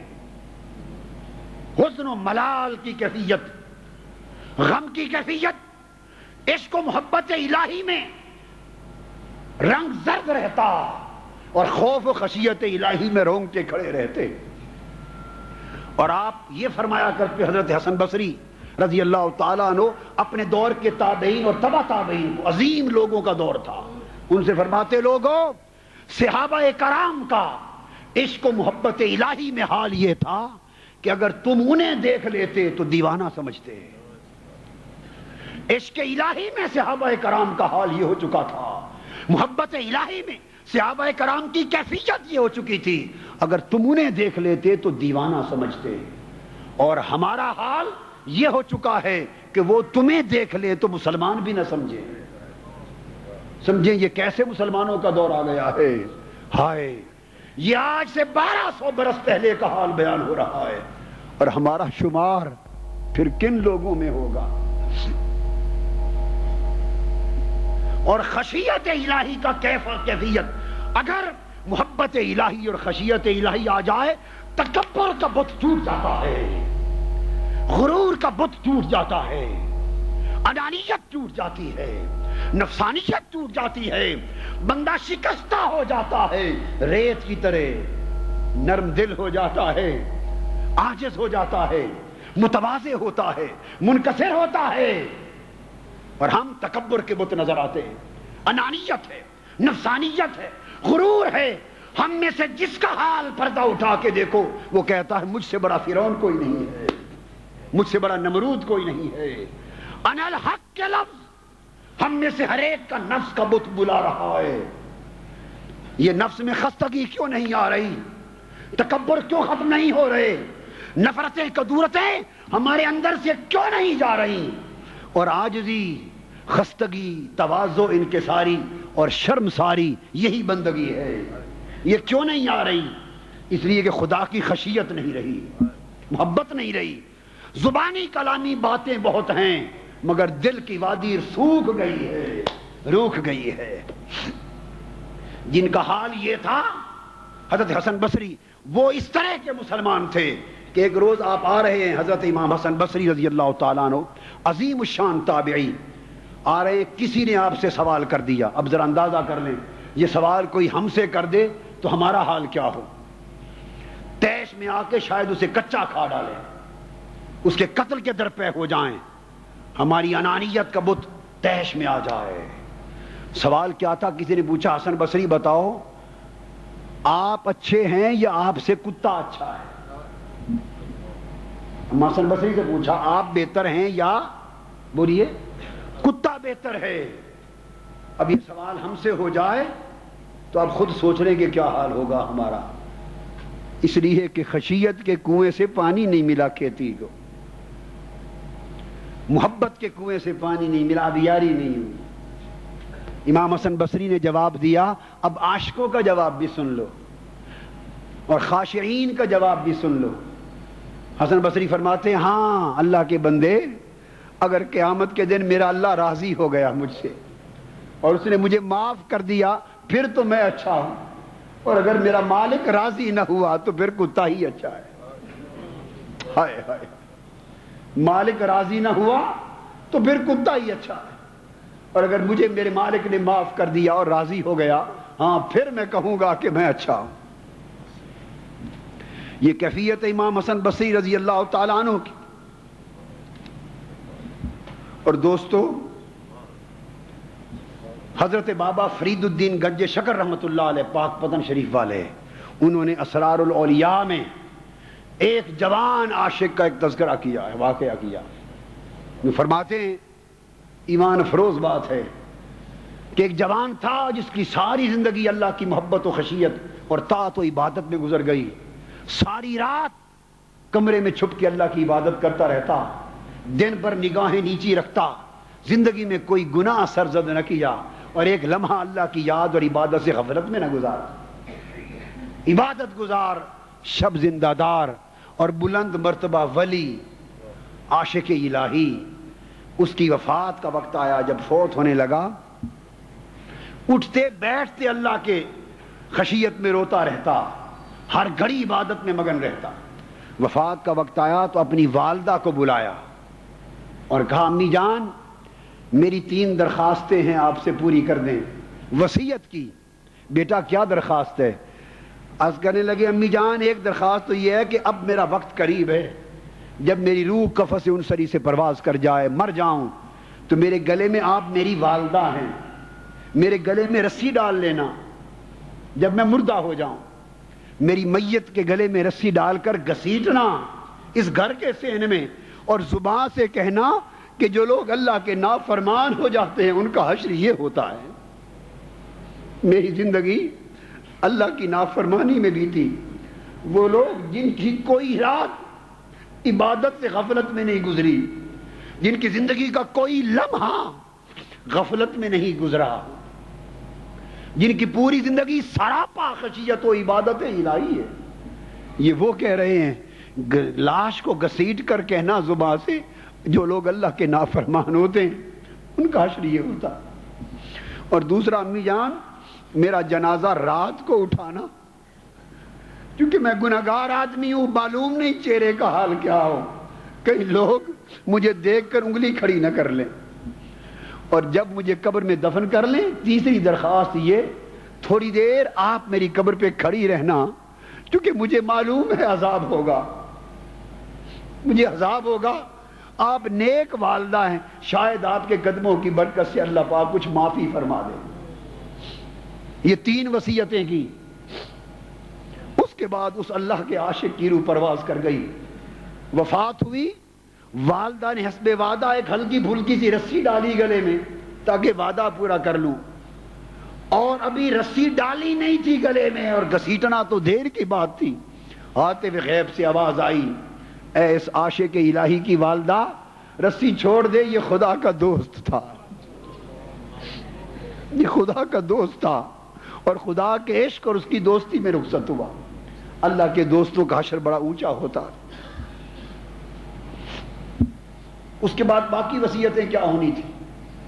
دوستو حقیقت حال یہ ہے کہ جب سے ہمارے دلوں کی وادیاں محبت الہی اور خشیت الہی کے بیج سے خالی ہو گئیں اور ہماری فصلیں ان پانیوں سے خالی ہو گئیں، تب سے ہمارے ایمان کے باغ اجڑ گئے، ایمان کے گلشن اجڑ گئے، ہم حقیقت توحید سے محروم ہو گئے، لذت توحید سے محروم ہو گئے، اور کیف و سرور توحید سے محروم ہو گئے۔ ضرورت ہے کہ محبت الہی کا پانی دے کر اور خشیت الہی کا پانی دے کر توحید کا پودا پھر جوان کر لیں، تاکہ توحید کے پودے پر خدا کی محبت کے پھل اگیں، خدا کی طاعت کے پھل اگیں، خدا کی قربت کے پھل اگیں، خدا کی معرفت کے پھل اگیں، اور جس مرد حق کی توحید کے پودے پر خدا کی معرفت کے پھل اگ جائیں، شرق سے غرب تک دنیا پھر اس کا پھل کھاتی ہے، اس کا پھل کھاتی ہے۔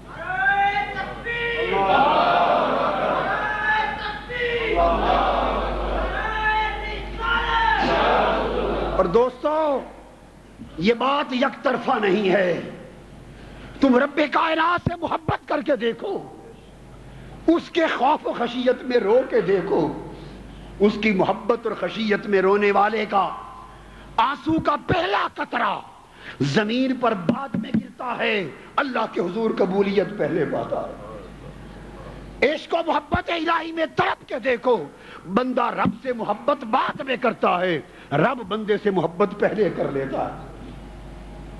رب کائنات نے فرمایا یا ایھا الذین آمنوا سورہ مائدہ میں من یرتد منکم عن دینہ فسوف یأتی اللہ بقوم یحبہم ویحبونہ، ایمان والو اگر تم اپنے دین سے پھر گئے، اپنے ایمان کا وعدہ وفا کرنے سے پھر گئے، تو پھر تم اپنے وعدے سے پھر گئے تو اللہ تمہیں ہٹا کر ایسوں کو لائے گا جن سے اللہ کو محبت ہوگی اور جو اللہ سے محبت کرتے ہوں گے۔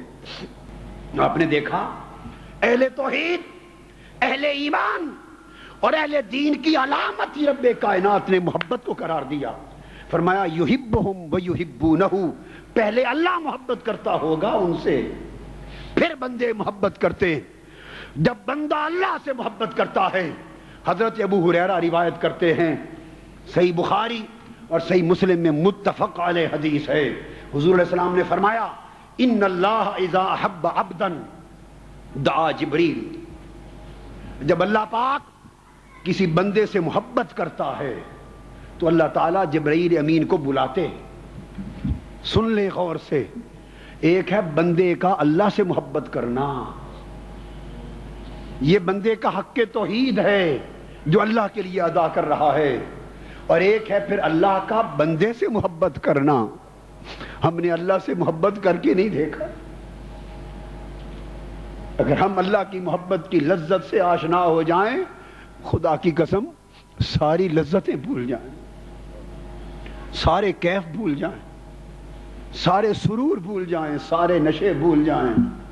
ارے مغربی ثقافت اور مغربی معاشرے کی جھوٹی لذتوں میں گم رہنے والوں، ہم مادی دنیا کے جھوٹی لذتوں میں گم ہو گئے، مادی لذتوں میں فنا ہو گئے، ہم جھوٹے حسن و جمال میں فنا ہو گئے۔ ارے ایک نگاہ اس جھوٹے حسن کی دنیا سے ہٹا کر، جھوٹی لذتوں کی دنیا سے ہٹا کر، جھوٹے نشوں کی دنیا سے ہٹا کر اس کے حسن کی طرف کر دیکھو، سارے نشے کافور ہو جائیں گے، کیونکہ اس کی محبت میں اس کے نشے کا حال ہی کچھ اور۔ فتوحات شام میں، جب شام کے ملک کی فتوحات ہو رہی تھیں اور صحابہ کرام اور تابعین شریک تھے، تو دو جوان صحابی یا تابعی وہ بھی لشکر اسلام میں شریک تھے، وہ گرفتار ہو گئے۔ شام کا ایک بادشاہ ان کو گرفتار کر کے لے گیا، دو جوان مومنوں کو، اور جا کے کہا کہ تم عیسائی بن جاؤ، اسلام چھوڑ دو، نہیں تو تمہیں اس تپتے ہوئے آگ پر تپتے ہوئے تیل میں جلا کر کوئلہ کر کے راکھ کر دیا جائے گا۔ ہائے ہائے، اے جوانوں، ان جوانوں کا حال بھی سن لیں اور ہم اپنی جوانیوں کا حال بھی دیکھ لیں۔ ان جوانوں نے کہا یہ تو تیل کی ایک آگ ہے، تو ایسی لاکھوں آگوں پر ہمیں جلا کے راکھ کر دے، ہم اپنا ایمان نہیں چھوڑ سکتے۔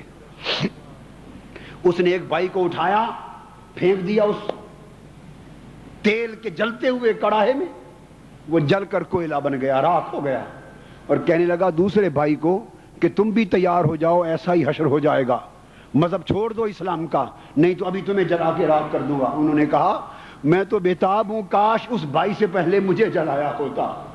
ہم موت سے ڈرنے والے نہیں، موت سے پیار کرنے والے لوگ ہیں۔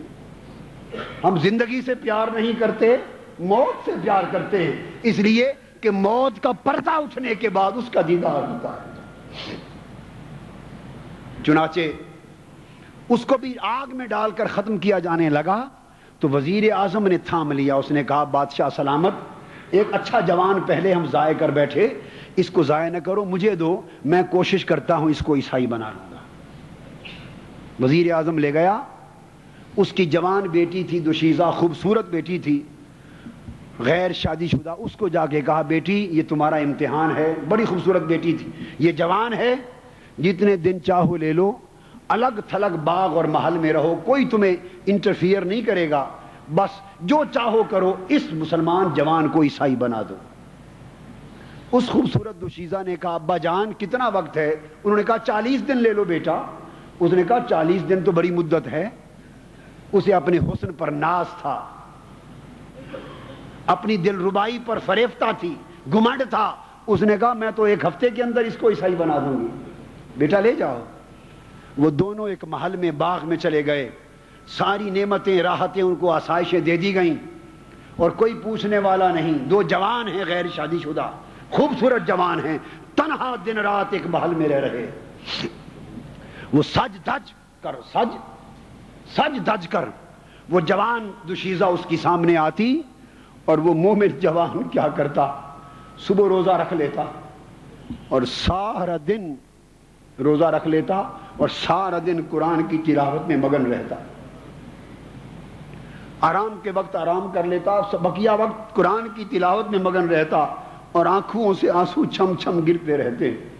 رات آتی افطاری کے بعد وہ پھر سج دھج کے آتی کہ مجھے تکے گا، مگر وہ ساری رات اللہ کے حضور قیام میں گزار دیتا، کبھی سجود میں گزار دیتا، اور مصلی آنسوؤں سے بھیگتا رہتا۔ وہ بار بار اپنے مختلف حسن و زیبائش کے انداز لے کر آتی، مگر دن گزرتے گئے، راتیں گزرتی گئیں، اس جوان نے ایک بار بھی آنکھ اٹھا کے نہیں دیکھا، حتیٰ کہ 40واں دن آ گیا، 40 دن بیت گئے، جوان نے نہیں دیکھا، دوشیزہ ناکام ہو گئی۔ 40ویں دن رات کا وقت تھا، وہ سج دج کر اس نے کپڑے اتار دیے، سادہ کپڑے پہن لیے، اور مصلی کے سامنے بیٹھی اور رو پڑی اور ہاتھ جوڑ کے کہنے لگی، جوان مجھے ایک بار دیکھ تو صحیح۔ انہوں نے پوچھا کیوں؟ اس نے کہا خدا کے لیے اب میں ہار گئی، میں بازی ہار گئی، تو جیت گیا، اب میں نے زبائش اتار دی، آج آخری رات ہے، آخری رات زبائش اتار دی ہے، میں نے شکست مان لی، تو جیت گیا، مجھے صرف دیکھ کر اتنا ایک راز بتا دے، وہ ہنسی کون ہے؟ وہ ہنسی کون ہے جس نے تجھے مجھ سے بھی بے نیاز کر دیا، جس کے عشق و محبت نے تمہیں اتنا وارفتہ کیا ہے کہ آج 40 دن 40 راتیں گزر گئیں، تو نے تک کر مجھے بھی نہیں دیکھا۔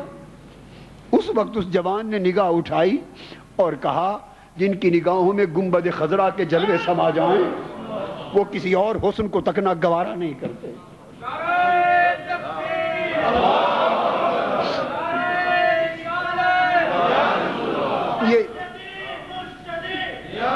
یہ ایمان کی حلاوت ہے، یہ عشق الہی کا کیف ہے، عشق الہی کی لذت ہے، عشق الہی کا سرور ہے، دو عالم سے کرتی ہے بیگانہ دل کو، عجب چیز ہے لذت آشنائی۔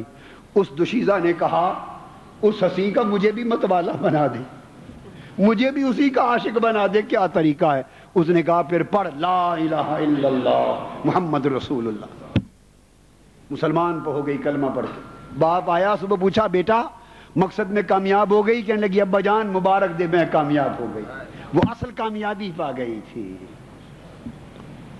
دوستوں میں عرض یہ کر رہا تھا کہ بندے تو اپنے رب سے محبت کر کے تو دیکھ، تو نے تو محبت کی ہی دنیا سے ہے، مال سے محبت کی ہے، دولت سے محبت کی ہے، جاہ و منصب سے محبت کی ہے، اولاد و آسائش حیات سے محبت کی ہے، تو نے رب سے محبت کر کے نہیں دیکھی۔ اس کی محبت کا نشہ ہی کچھ اور ہے، اس کی محبت کا کیف ہی کچھ اور ہے، اس کی محبت میں وہ مزہ ہنسنے میں نہیں ہے جو رونے میں آتا ہے، وہ صحت میں نہیں جو دکھ میں آتا ہے، وہ وصال میں نہیں جو ہجر میں آتا ہے، اس کی محبت کے انداز نرالے ہیں۔ پھر انسان کا ایمان اسے تقویٰ کا محل نصیب ہوتا ہے، تقویٰ کی ڈال نصیب ہوتی ہے، وہ یورپ رہے، وہ مسلمانوں کے ملک میں رہے، وہ مادی تہذیب میں رہے، وہ عیاشیوں بھرے ملک میں رہے، جسے ایمان سے محبت اور تقویٰ کی ڈال مل گئی، اس پر دنیا کے کوئی حملہ کارگر نہیں ہوتا، خدا کی محبت اس کا حصار بن جاتی ہے۔ اے جوانان ملت، اس محبت، اس عشق، اس خشیت کو حاصل کرنے پر محنت کرو، چونکہ جب اللہ سے بندے کو محبت ہو گئی تو اسی لمحے اللہ نے بندے کو اپنا محبوب بنا لیا۔ سوچو تو صحیح کتنا خوش نصیب ہے وہ مسلمان جو رب کا محبوب ہو جائے، جس سے اللہ کو محبت ہو جائے۔ اور حدیث پاک میں متفق علیہ حدیث بیان کر رہا تھا، جب اللہ کو بندے سے محبت ہوتی، وہ سیدنا جبرائیل امین کو بلاتے ہیں اور کہتے ہیں جبرائیل انی احب فلانا فاحبہ فیحبہ جبرائیل ثم ینادی فی السماء، اور فی روایت ینادی فی اہل السماء یا اہل السماء ان اللہ یحب فلانا فحبوہ فیحبہ اہل السماء ثم یوضع له القبول فی الارض۔ حضور علیہ السلام نے فرمایا، اللہ فرماتے جبرائیل مجھے تو فلاں بندے کو جانتا ہے؟ ہاں مولا جانتا ہوں، وہ دنیا میں اس شہر میں رہتا ہے، وہ بغداد میں رہتا ہے، وہ اجمیر میں رہتا ہے، وہ سرہند وہ دہلی میں رہتا ہے، وہ پاک پتن میں رہتا ہے، اس بندے کو جانتا ہے؟ ہاں مولا جانتا ہوں۔ کیا بات ہے؟ اللہ پاک فرماتے میں نے اس بندے کو محبوب بنا لیا ہے، اس سے محبت کر لی ہے، جبرائیل تو بھی اس سے محبت کر۔ حضور علیہ السلام نے فرمایا پھر سیدنا جبرائیل امین بھی اس سے محبت کرنے لگتے ہیں، حکم ہوتا ہے جبرائیل اب آسمانوں کے فرشتوں میں اعلان کر دیا جائے کہ خدا نے فلاں کو محبوب بنا لیا، فرشتوں میں اعلان ہوتا ہے کہ فلاں بندہ رب کا محبوب بنایا گیا ہے، فرشتوں تم بھی اس سے محبت کرو، پھر اہل سما بھی اس سے محبت کرتے ہیں، پھر حکم ہوتا ہے فرشتوں اب آسمانوں سے اتر کر زمین میں پھیل جاؤ اور شرق سے غرب تک میرے بندوں کے دلوں میں میرے محبوب بندے کی محبت کو جما دو۔ تو جب اللہ کی محبت ہوتی ہے تو اللہ کی مخلوق بھی اس بندے سے محبت کرتی ہے، وہ پھر محبوب خلائق بنا دیا جاتا ہے، مرجع خلائق بنا دیا جاتا ہے۔ اللہ کے محبوب ولیوں کی محبت عشق الہی کے باعث اور لذت و کیف توحید کے باعث اور لذت و سرور ایمانی کے باعث اس کی محبت کے ڈنکے پہلے سماوات میں بجتے ہیں، آسمانوں پر بجتے ہیں، پھر اردین پر زمینوں پر بجتے ہیں۔ اس لیے کوئی لاکھ مخالفت کرے اس کی محبت کے چراغ دلوں سے بجھائے نہیں جا سکتے، کیونکہ وہ چراغ ہم نے جلائے نہیں، وہ رب کائنات نے جلائے ہیں۔ اور پھر اللہ پاک کا اعلان ہوتا ہے، حضور علیہ السلام نے فرمایا، حدیث قدسی ہے، اللہ نے فرمایا وجبت محبتی للمتحابین فیہ والمتزاورین فیہ والمتجالسین فیہ والمتبادلین فیہ والمتصادقین فیہ، لوگوں جنہیں میری وجہ سے میرے بندوں سے محبت ہو گئی ہے، جو میری محبت کے باعث میرے بندوں سے محبت کر رہے ہیں، میں نے ان کی محبت اپنے اوپر لازم کر لی، جو میری محبت کے باعث میرے بندوں کی زیارت کرنے جا رہے ہیں، میں نے ان زیارت کرنے والوں سے محبت کر لی، جو میرے باعث میرے بندوں کی مجلس میں جا کر بیٹھ رہے ہیں، میں نے ان کی محبت اپنے اوپر لازم کر لی، جو میری باعث میرے بندوں پر خرچ کر رہے ہیں، میں نے ان سے محبت بھی اپنے اوپر لازم کر لی۔ تو دوستو ہوتا بندہ ہے پر محبوب خدا ہو جاتا ہے۔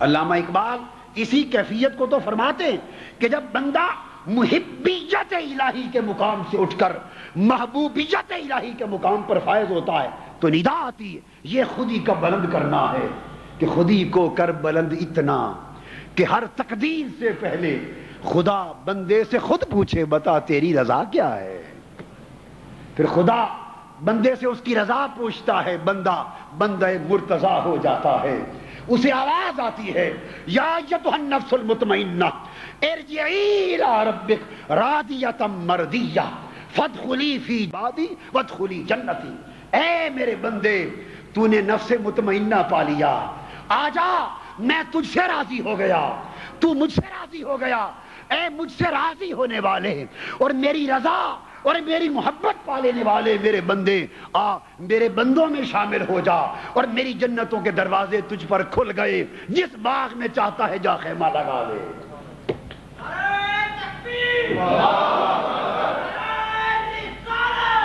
پھر یہ لوگ جو خدا کی محبت میں فنا ہوتے ہیں اور خدا کی محبت میں بقا پاتے ہیں، جو خدا کے محب بنتے ہیں اور خدا کے محبوب بنائے جاتے ہیں، پھر انہیں وہ مقام نصیب ہوتا ہے کہ حضور علیہ السلام نے فرمایا ان کا مقام یہ ہوتا ہے هل انبئکم بخیارکم، کیا تمہیں بتاؤں کہ اچھے لوگ کون ہوتے ہیں، اور فرمایا هل انبئکم باولیاء اللہ، تمہیں بتاؤں اللہ کے دوست، اللہ کے ولی، اللہ کے دوست، محبت کرنے والے اور محبت کے باغ میں رہنے والے کون ہوتے ہیں؟ صحابہ نے عرض کیا حضور بتائیں اولیاء اللہ کون ہوتے ہیں، اچھے اونچے لوگ کون ہوتے ہیں؟ فرمایا اولیاء اللہ الذین وفی روایت خیارکم الذین اذا رؤوا ذکر اللہ، اللہ کے دوست وہ لوگ ہیں تم ان کے چہرے دیکھو تو خدا یاد آ جائے، اللہ کے دوست وہ لوگ ہیں کہ تم ان کے چہرے دیکھو تو خدا یاد آ جائے۔ بس اللہ کے ولی کی، اللہ کے دوست کی، اللہ کے محب اور محبوب کی پہچان یاد کر لو، اس کا چہرہ دیکھو تو خدا یاد آ جائے۔ غالب ندی میں دوست سے آتی ہے بوئے دوست، دوست کے دوست سے دوست ہی کی خوشبو آیا کرتی ہے، وہ خدا کے اتنے قریب ہوتے ہیں، وہ خدا کی محبت کے سمندروں میں یوں موج زن ہوتے ہیں، وہ خدا کی معرفت کے سمندروں میں یوں غوطہ زن ہوتے ہیں، وہ عشق الہی میں اتنا تلاطم ہوتا ہے ان کے دلوں میں، اور خدا کی محبوبیت کے وہ انوار و تجلیات ان پر وارد ہوتے ہیں کہ ان کے چہرے کو تکنے سے خدا یاد آتا، اور فرمایا اذکروا بذکرہم ویذکرون بذکری، اگر ان کا ذکر کیا جائے، ان کی یاد کی جائے تو میں یاد آ جاتا ہوں، اور میری یاد کی جائے تو وہ یاد آ جاتے ہیں۔ اللہ، انہیں یاد کیا جائے تو میں یاد آ جاتا ہوں، اور مجھے یاد کیا جائے تو میرے پیارے بندے یاد آ جاتے ہیں۔ کیوں کہ شراب توحید جو پی لی، شراب توحید جو پی لی، ایک تعلق جو بن گیا، اور جہاں تعلق بن جاتا ہے وہاں ایک سے دوسرا یاد آتا ہی ہے، ایک سے دوسرا یاد آتا ہی ہے۔ ہمیں دیکھنے تکنے سے وہ کیسے یاد آئے؟ ہمارا تعلق جو نہ بنا، ہمارا تعلق نفس سے ہے، دنیا سے ہے، حرص سے ہے، لالچ سے ہے، تکبر سے ہے، نفرت سے ہے، کدورت سے ہے۔ ان کا تعلق محبت سے ہے، طاعت سے ہے، معرفت سے ہے، الوہیت سے ہے، پھر ان سے وہ یاد آتا رہتا ہے۔ دوستو، آئیے ہم اس حقیقت توحید کو سمجھ لینے کے بعد آج نفرتوں اور کدورتوں سے توبہ کریں، اور تفرقہ اور انتشار سے توبہ کریں، اور انتشار سے توبہ کریں، اور وحدت کا سفر کریں، وحدت کا سفر کریں، اور توحید کی منزل کو پہنچیں، اور توحید کے شراب خانے میں جائیں۔ یہ سب شراب خانے جھوٹے ہیں، یہ گندے ہیں، یہ غلیظ ہیں، یہ نجس ہیں۔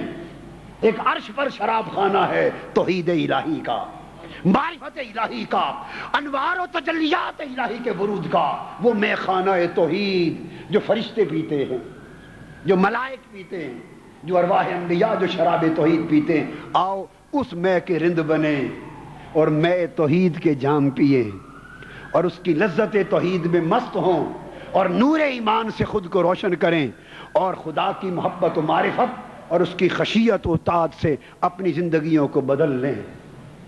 آج کی گفتگو کا فائدہ میں سمجھتا ہوں تب ہے کہ جو گزر گئی زندگی، وہ وقت ہم نے ضائع کر دیا، اس کی ندامت پیدا ہو جائے، اس پر شرمندہ ہوں۔ جو غلطی کوتاہی غفلت ہو گئی اس پر توبہ کریں، اور اگلا سفر شروع کر دیں۔ پچھلی غفلت سے توبہ کریں، اور اگلا سفر عشق الہی کا سفر، خشیت الہی کا سفر، طاعت الہی کا سفر، اور معرفت الہی کا سفر، اور محبوبیت الہی کا سفر شروع کر دیں۔ اگر آج ہم تائب ہو کر اللہ کی محبت و خشیت کی طرف چل پڑیں تو اللہ کی عزت کی قسم، اللہ کی عزت کی قسم، اللہ کی عزت کی قسم، حضور علیہ السلام نے وعدہ فرمایا، تم آج چل پڑو رب کی طرف، تم ایک قدم اٹھاؤ گے، رب 70 قدم چل کر آگے آئے گا۔ تم چل کر آؤ گے، رب دوڑ کر آئے گا۔ تم سست روی سے جاؤ گے، رب تیز روی سے آئے گا۔ اس کی رحمت ہمیں اپنے دامن میں تھام لے گی۔ اللہ تبارک و تعالی ہمیں توحید کی معرفت عطا فرمائے، اور توحید کی لذت سے ہمیں آشنا کرے، اور شراب توحید کے کیف اور نشے سے ہماری زندگیوں کو معمور فرما دے۔ آج شراب توحید کی بات ہو چکی، کل شراب عشق رسالت کی بات ہوگی۔ اللہ تبارک و تعالی ہمیں ان میں خانوں کا رند کر دے۔ وما علینا الا البلاغ۔